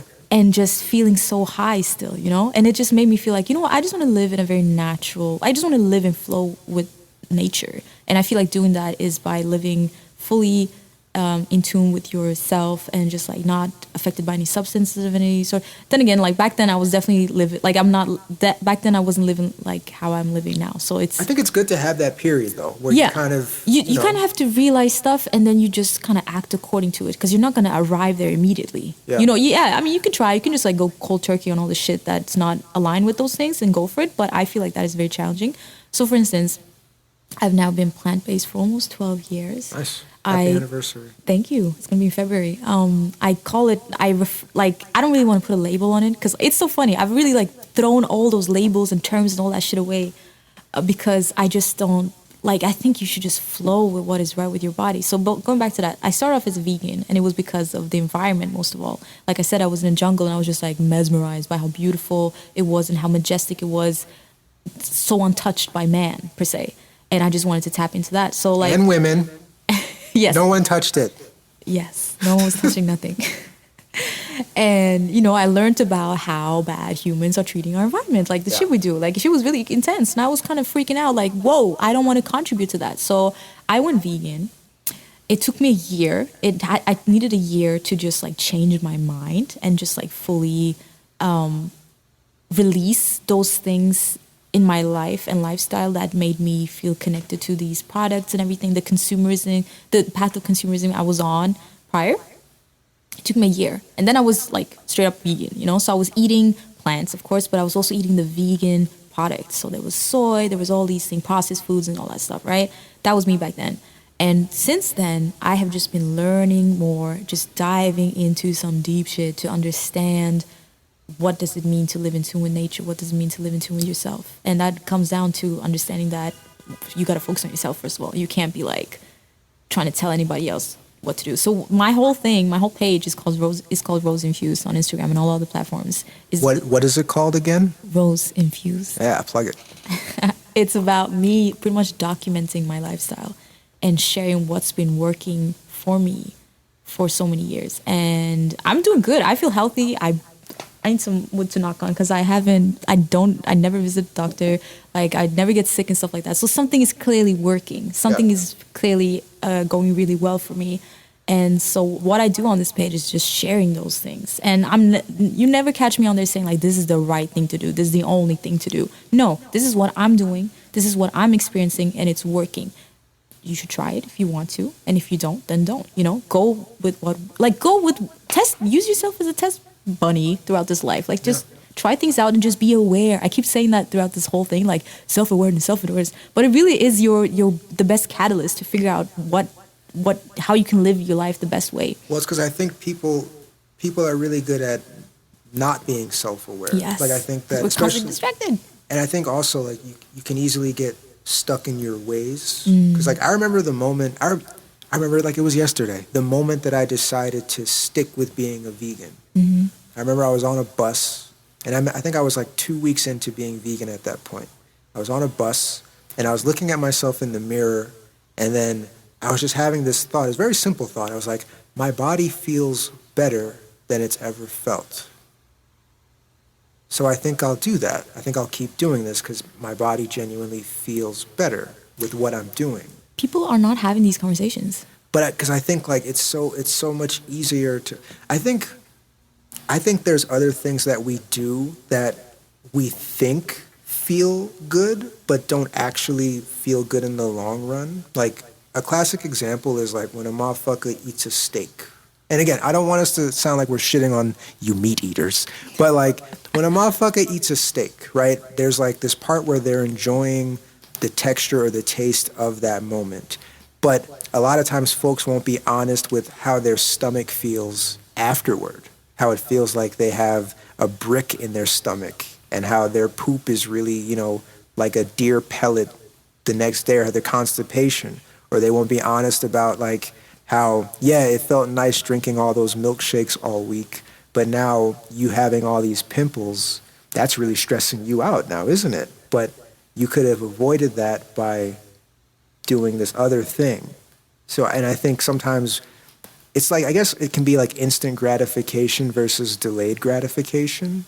I think that's also why people, again, this is not me shitting on the alcoholics out there, but I think that's why people kind of drink too, where like you're enjoying the moment of but the next day when you have that hangover, the next day when you have to send all those texts apologizing for what the fuck you said, all that stuff, I don't think anyone likes dealing with any of that stuff. And you can avoid that stuff. And I guess it does become what we spoke about earlier on. Like, is that greater than the bad thing, or like, you know what I mean? Like weighing what's more valuable to you, that quick little moment of the thing or the bigger payoff from it. And this is where the concept of self yet again comes into the frame, because What, like, I'm not saying like, oh, you should make a couple rules for yourself and like live by those, like, and have no other ways of living. You know, like, don't lock yourself into a corner or whatever. You should always explore and figure out. Like, the only way to evolve is by trying new things and trying, maybe even going back to, going back to bad things, because, you know, one thing that's definitely certain is that, you know, change is inevitable. Our bodies are going to change. Your mindset is going to change. The people around you, your life, everything about your experience is going to change. Yeah. So I think it's just very critical to be open in life and just, you know, be open to new possibilities. That right now, for instance, like I said, I'm plant-based. I've been plant-based. I cannot see myself starting to consume animal products again, but who knows? Like, literally, who knows? What I have learned with my deep research in this is that, for instance, now I believe that you should eat according to your blood type.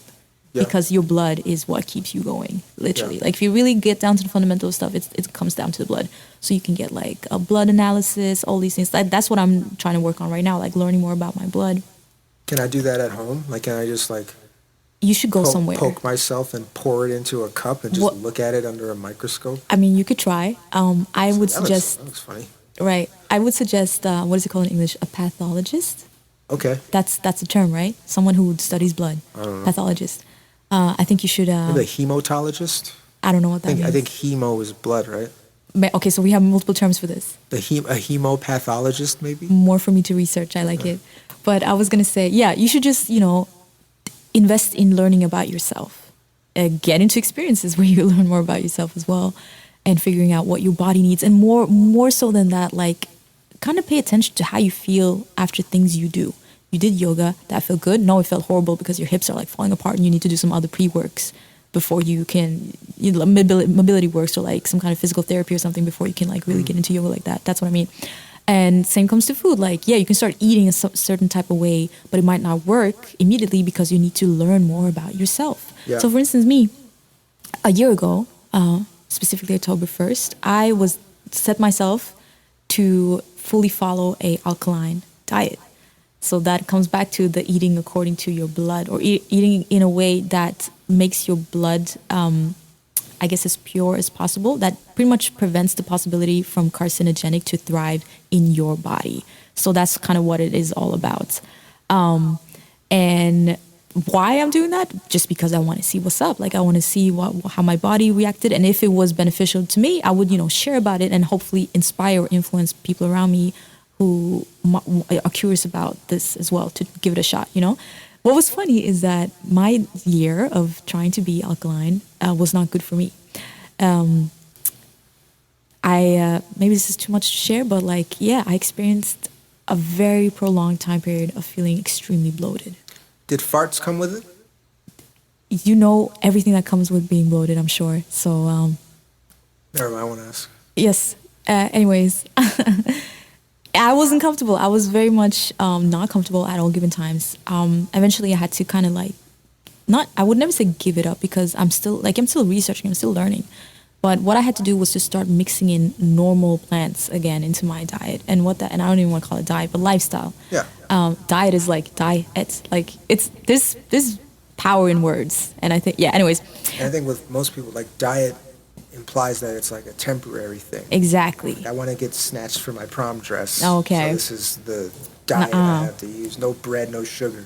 But a lot of that stuff is not sustainable. Exactly. So like the lifestyle, it's a sustainable thing. That, exactly. Yeah, this is just what I fucking do. You implement changes into your life and you see what works and what not, and you just keep that going, you know? Yeah. So my lifestyle was perfectly fine before I tried to be alkaline. I was very, like, everything was totally fine. But because I'm curious and I just want to see beyond what's over there and see how I react and whatnot, I started trying this stuff. And eventually I had to start introducing, like, normal plants. And what I mean by normal plants is that when you follow alkaline diet, you eat foods that are non-hybrid, foods that have not been touched by man, foods that are created by, I guess, God, as some will call it, like foods that are just literally in their natural state, unaltered by humans, right? So there will be foods that have seeds. Like, for instance, I don't eat normal bananas anymore. I eat burro bananas and I eat baby bananas. They have seeds. I love the banana. Yes, yes, yes. But no, I've heard that if a fruit does not have seeds, it means it's genetically modified. So like motherfuckers who love grapes and a lot of the grapes have no seed, there's a reason why it has no seed. It's been Sterilized. yeah. So I eat seeds. I eat grapes with seeds. Yeah. Most of everything I eat has seed, or is like, as close to its natural state as possible. So as of now, I eat definitely still very alkaline, but I had to introduce certain foods in again just to kind of. I realized that I needed to give my body some more time to figure out if this actually works. And now the last 3 months, by doing this, I'm way more comfortable. I'm not walking around bloated anymore. And I'm still benefiting from, it feels like at least, that I'm still benefiting from the perks of following an alkaline diet, meaning like I feel good all the time. The biggest change I felt immediately going alkaline was an enormous amount of energy. That's good. Yeah, I was like, whoa, because at the time I was really struggling, and a lot of people say this, like vegans have like brain fog a lot and just tired and lack of iron and whatnot. You can eat everything you need. I fully believe that you can take the herbs and eat the foods that will provide every need you have. I think with a lot of the vegans, a lot of us, this is like, we don't get, like a lot of us don't get B12. So like we have to be mindful that like you still have to eat good shit even though you're only eating plant-based. Like you still have to make sure that you're getting all of your nutrients consumed in the day. And B12, like, yeah, it might be easier for a lot of meat eaters to get it because it's in blood, like it's in meat. So it might be easier for them to get it. But I think we also have to get it. It's just we have to, like, I think that comes up with the idea of protein as well. Like we have to make sure that we're also getting the right amounts of protein. So go get the nuts, go grab all this kind of stuff. So you have to, it's a mindfulness thing to just eat the right shit. Yeah, and go, like, we can get deep into this. Like we can start really tearing things apart. But I was gonna say that I agree that everything comes down to mindfulness and like being aware of where to source things from, because like the reality is that, a lot of protein is accessible in plants. Yeah. I have been, because like the observation you made earlier that I've been going to the gym. I'm a yogi, first of all. I've been doing yoga now for like 11 years, and I will always do yoga. Because one thing I can tell you right now is that if you don't stimulate your muscles every day, they will decay. Everyone should do something to move their body every single day and like take that kind of serious, make that a priority. Yeah. So I do yoga, like I said, but I want to build on my body. I want to be stronger. I want to feel strong. I want to be able to lift and move beyond just my body weight. So I've been going to the gym. I've been lifting weights. It's lit. I like it. It's probably going to be a temporary thing, because once I feel good about, like once I have arrived where I want to get to with this gym thing, I'm going to get heavy into calisthenics. Calisthenics, yeah. How do you pronounce it? I always just kind of rush through the word. There might be an N in there. What I'm doing. I don't know if it's calisthenics. Calisthenics. Calisthenics. Let's go for that one. Calisthenics. You just kind of rush through it. That's the one. That's what I'm trying to do once I'm content with my gym activities. How many pull-ups you can do? Oh, I can do half like 0.5. But I can half a pull-up? Yeah, I'm being real with you, man. Like, yeah, I can. Weak. Actually, No, I'm just kidding. I can do like, if I start like this, you can't see me right now, or actually here you can. If I start like this, yeah, like I'm on the pull-up like this, I can go down and I can bring myself up again. That I can do. But I don't acknowledge that as good enough. It's like. A couple of things I want to touch on from this topic. How much time is it? Oh, we're at an hour and 38. Yo, we get. Well, this is the longest podcast I've done, so we might have to cut it in like 15 minutes. No, maybe. I mean, or you at home, just play it in segments. If you watch The Irishman or any Scorsese movie, I think this is earning its length. I didn't get to talk about this last week. I was thinking about the idea of, like health being the gateway to beauty, right? Because like for people that can't see, you're a beautiful woman, right? So Thank you. But like, and you haven't had any, like, at least to my knowledge, you haven't had any work done or anything like that, So what I feel like I can ascertain from everything you're describing is that health is the gateway to beauty. Where like I think people go wrong when they're focused too much on the aesthetic aspect of things. Because I get it, our society is very shallow. But I do think if you focus on stuff such as, getting movement in / exercising consistently. And beyond that, eating effectively, like getting good nutrition in you, taking care of your hygiene, taking care of your mental health and your emotional health so you're not all stressed. I feel like all of that adds up to you being in shape, having clean skin, having just like, I feel like health adds up to you being the most beautiful version of yourself. But I think it's very easy for us to ignore various aspects of health, and then you end up with all these other problems that might negatively impact what you feel is your appearance and attractiveness. So like, as you know, I follow a lot of these like fitness lasses on the internet, right? And not because I'm a pervert. I'm working out. I'm getting back in shape, and they have a lot of great workouts or whatever. But I noticed one thing that I've been enjoying hearing from them is they don't talk about like an aesthetic reason for why they do what they do. They talk about how I wanted to be stronger. Like I wanted to be stronger and feel as good as I possibly could within my own body. And like prioritizing that as your reasoning for why you do things is a much more sustainable model than I just want to look good for these Instagram pictures. Like instead of reveling in your vanity, revel in the fact of trying to be your healthiest self is basically the thing. Yeah, that kind of goes back to what I was saying, like living as your most optimal self. Yeah.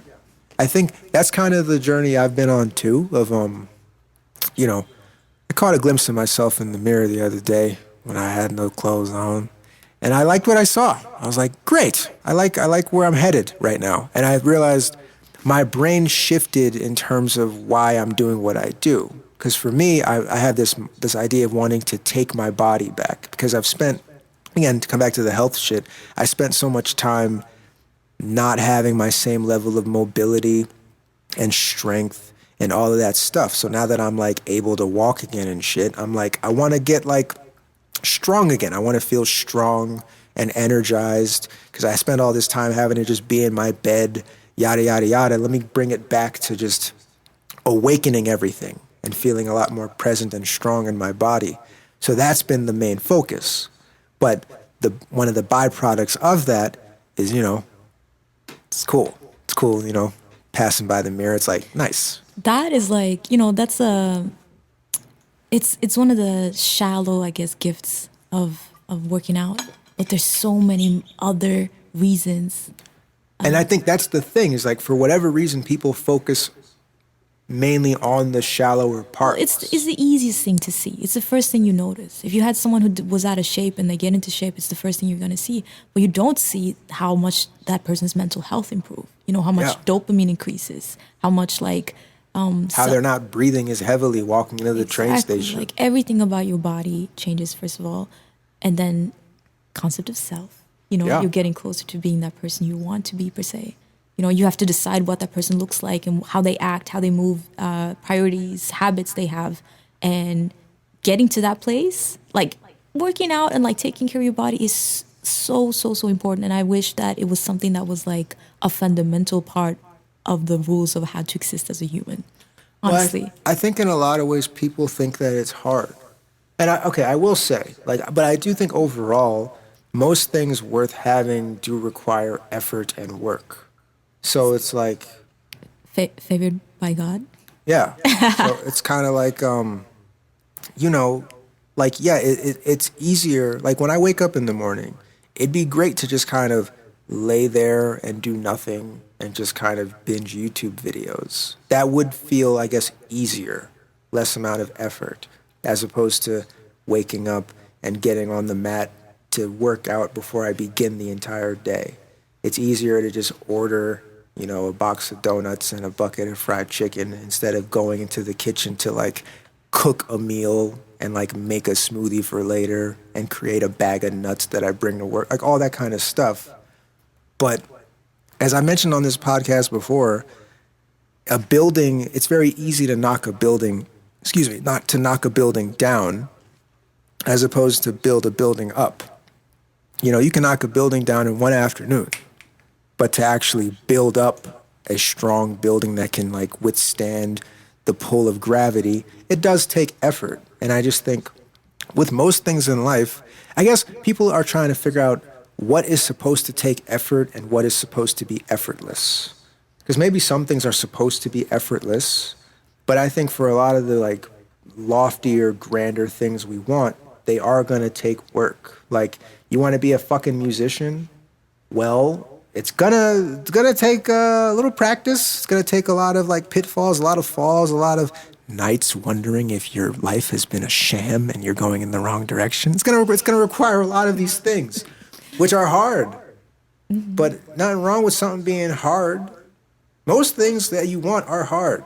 You know, I just watched a video. So I watched this. You asked me what I watched, like in the beginning of this podcast, I think.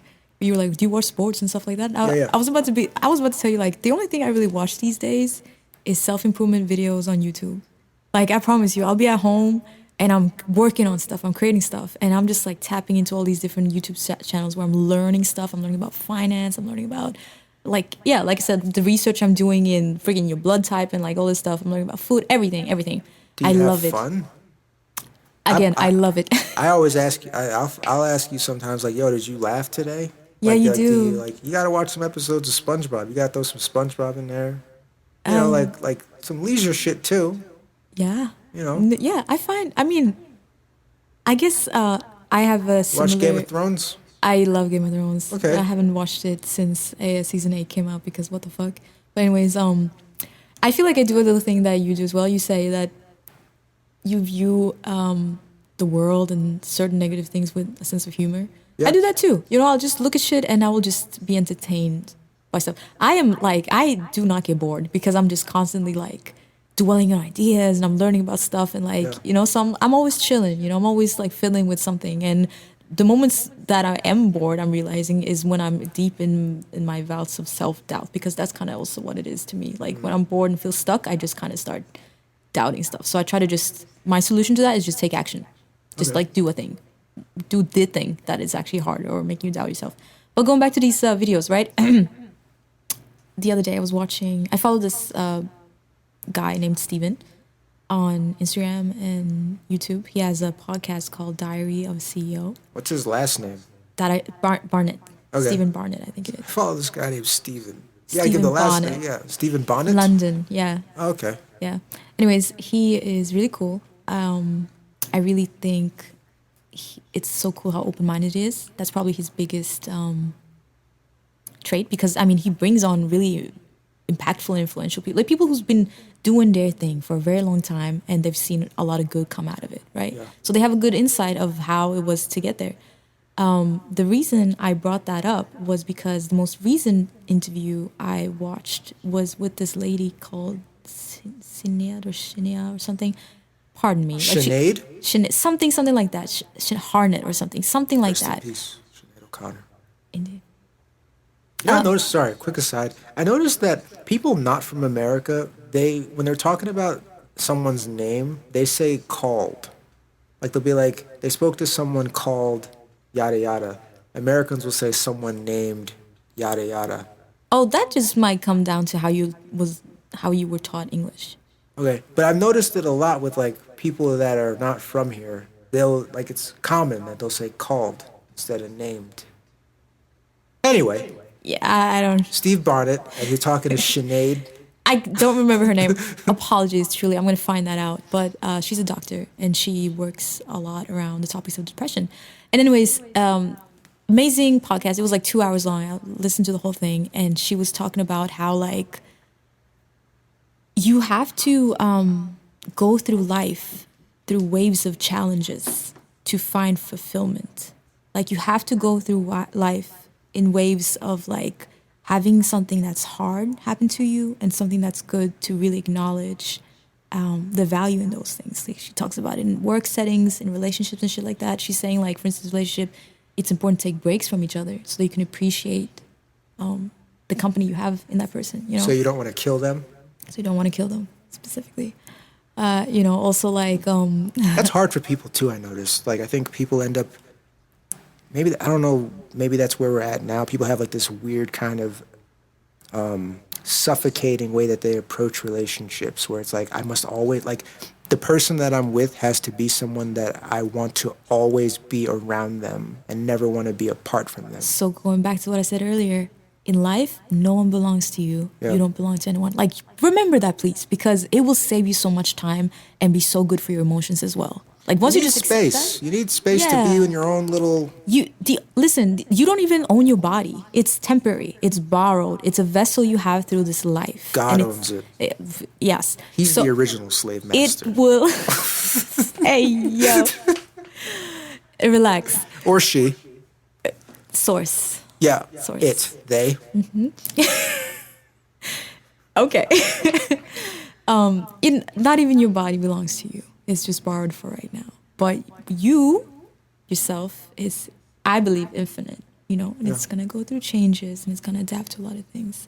And what makes life fulfilling is to, you have to work for some stuff. And like, for instance, if I'm gonna get on a personal note, right? Growing up in Norway, life is very different than here in the US.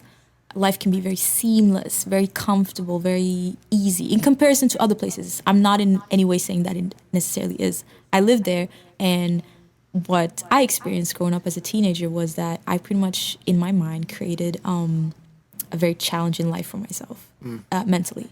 It's because everything was so simple. Like, It can get boring.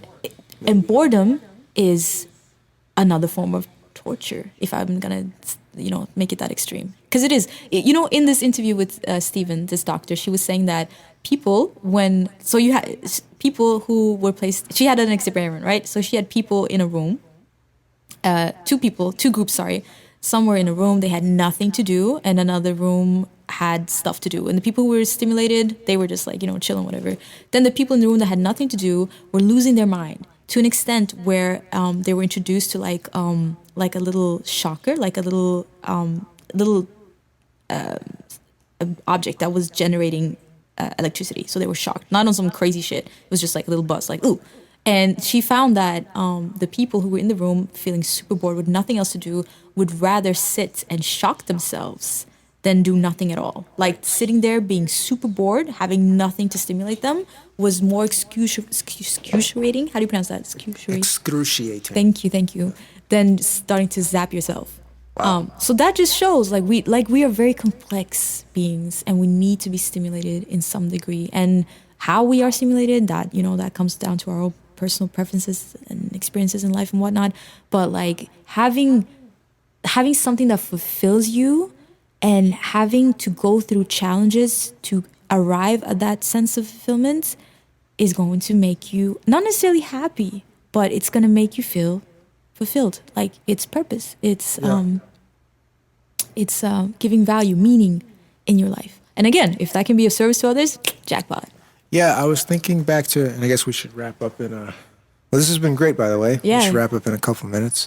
I remember thinking again back to like basically being in what felt like prison of like post-surgical shit, right? Like a couple years ago, there were these moments when I could kind of feel my prison of boredom leading me to like really like bad cycles of habit of like, all right, time to buy weed, time to order food, time to watch a porno. And just being in that cycle of that's what my boredom activities became. Let me get high, jack myself, and then eat something terrible. So that kind of like this feeling of inactivity, boredom became this pipeline to stuff that, again, I'm not here to shit on weed, porn, or whatever food you eat. But for me personally, all that stuff, it felt like it led me to this pipeline of stuff that I didn't want to engage with on a certain level, that I could genuinely, mindfulness-wise, feel it ruining how I was feeling about myself and life. And I think like it's everything, I guess, is a choice. Right? Everything is a choice. And I get it. Some choices will be a little bit harder based on whatever habits you've already had. So that's why addiction is the wild card. Like if you spent all this time being addicted to certain kinds of food, or if you have a porn addiction or addiction to any kind of drug, making the choice to go against that is going to feel a lot harder. you know? But oh, the fulfillment you feel on the other side if you make it. Yeah. Which, yeah. But it's just, again, that's why when they talk about kicking a drug habit, there's the withdrawal period, right? Like that first, I don't know, 5 days to a week where you're just shaking and you're in your bed cold. And in that moment, you want to like just, because of how uncomfortable it is trying to break from the shit, that's when people relapse and start doing it again.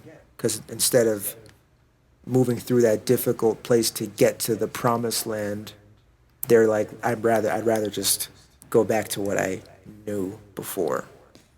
And I think one of the beauties in life is that, addictions is like, that's a chemical reaction happening in your body where your willpower is not, like you have to have discipline. Like you have to really grow out of things to beat addiction, But everything else, you can create as a habit, like you can become, like you can create habitual tendencies that are really good for you. So for instance, me, like I do my yoga every single goddamn day. Yeah. Very good for me. The way I eat, like, stuff like I do that I know that are good for me. And it's almost become an addiction because I need it so bad. Then again, the word addict, like you don't want to be addicted to anything. I just know that I feel my best and I do my best when I do these things. So I'm going to stick to that until something else better comes along. Well, it's like maintenance. Like it's good kind of maintenance. Absolutely. Like you know that you have to start your car every day in the winter because that's what's going to keep the engine from freezing over.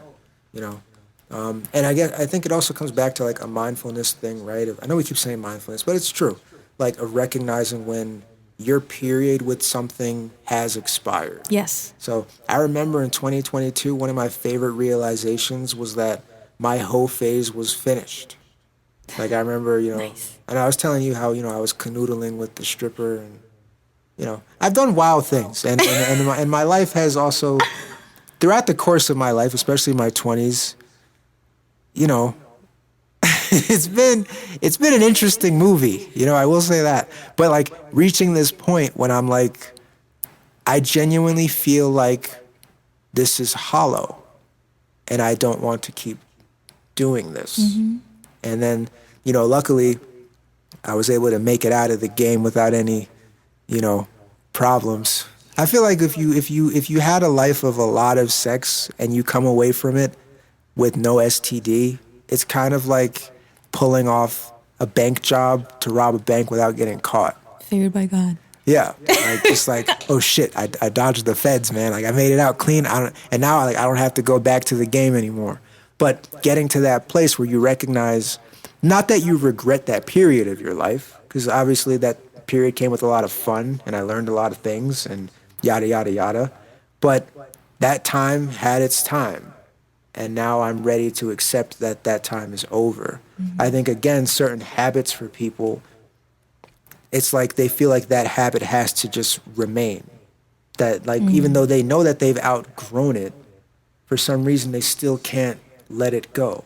Yeah, and it's bad because, like, if you really just look at the fundamental of it, the daily habits that one has dictate the direction of your life. So I saw, like, the artist, I don't know, like, IDK, I don't know, rapper. Yeah, he's from Maryland. Okay, I didn't know that about him. But I saw a tweet, I think, that he posted that was like, when you're born, you look like your parents. When you die, you look like your decisions. And that also, habits are decisions. Yeah. Every day you have a blank page and you can make your decisions, you can make your habits, and it's going to shape your day. But more importantly, it's going to shape who you eventually become with time. Because if you keep repeating these things, that's who you are and that's who you become. So habits are really important. Like you really have to just have again that moment of awareness where just like, is this really benefiting me in a long-term scale, like of my tomorrow, my next week, my next year? You put down the heroin, you stay away from the hookers. That time is done. You moved on. You've grown. Shout out to everyone who's... Shout out. And also, I guess we can leave people with this. Just the fact that this is all a journey, right? Yes. And then your journey will have different moments, different time than everyone else's. So, you can't be comparing yourself to other people's journey. Different things will bring you to different realizations at different moments. I just think the key to that journey overall is just a mindfulness and honesty with yourself at every state of the journey. Absolutely. And I'm really grateful for this talk we just did. This has been really, really cool. And the only thing I wish we did more of was talk about music.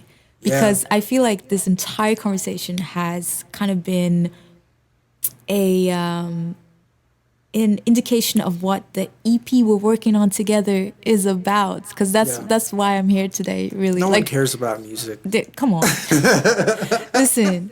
No, people do. People do. People care about music. Music means a lot. It does a lot to people. And it's a way of, telling your story. Anyways, so you and I, we're working on an EP. It's called Midnight Morning. And it's pretty much an opportunity I'm having to express my darker times in life. And what's really cool is that because I'm happier now, it feels like that is so much in the past.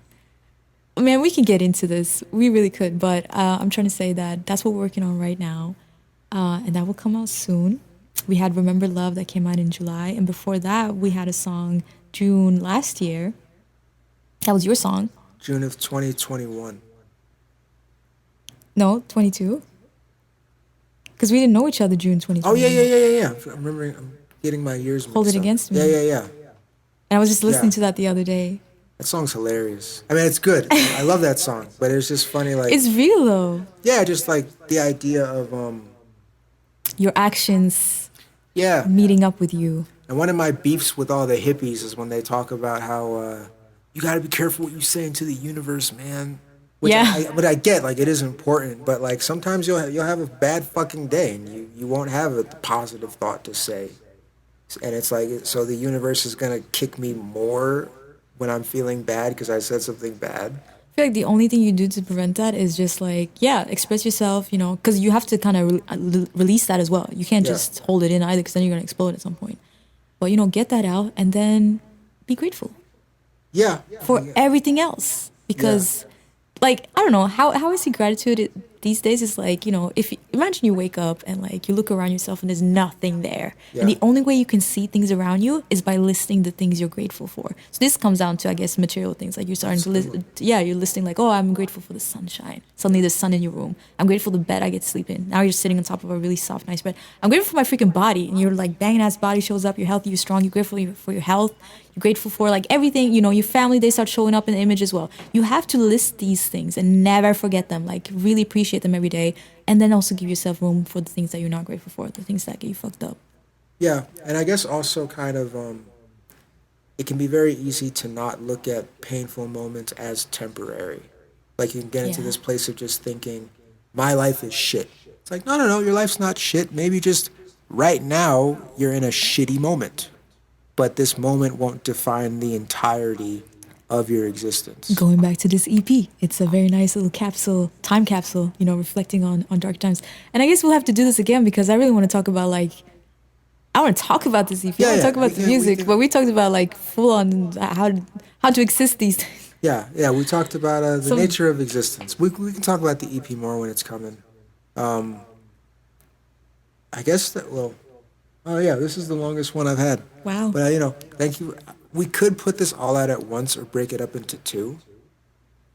I don't know how people consume podcasts these days. I know Joe Rogan's are like 3 hours, so by that metric, we kind of kept it short. It comes down to the quality of the podcast. Yeah, if it earns its length. Again, a Martin Scorsese movie, which will be 3.5 hours, but it don't feel like it because it's every moment in it was needed. But all that to say, thank you, Rosarii, for stopping by in the Butterfly Haus Podcast. Thank you for having me. And I leave all of you with what I always say to people. Just go out there, try your best today. My main 3 rules. Don't be a dick about it. Don't be a hypocrite. Don't make it weird. And remember, we're all just down here trying to figure it out, man. And I'll talk to you soon. Peace.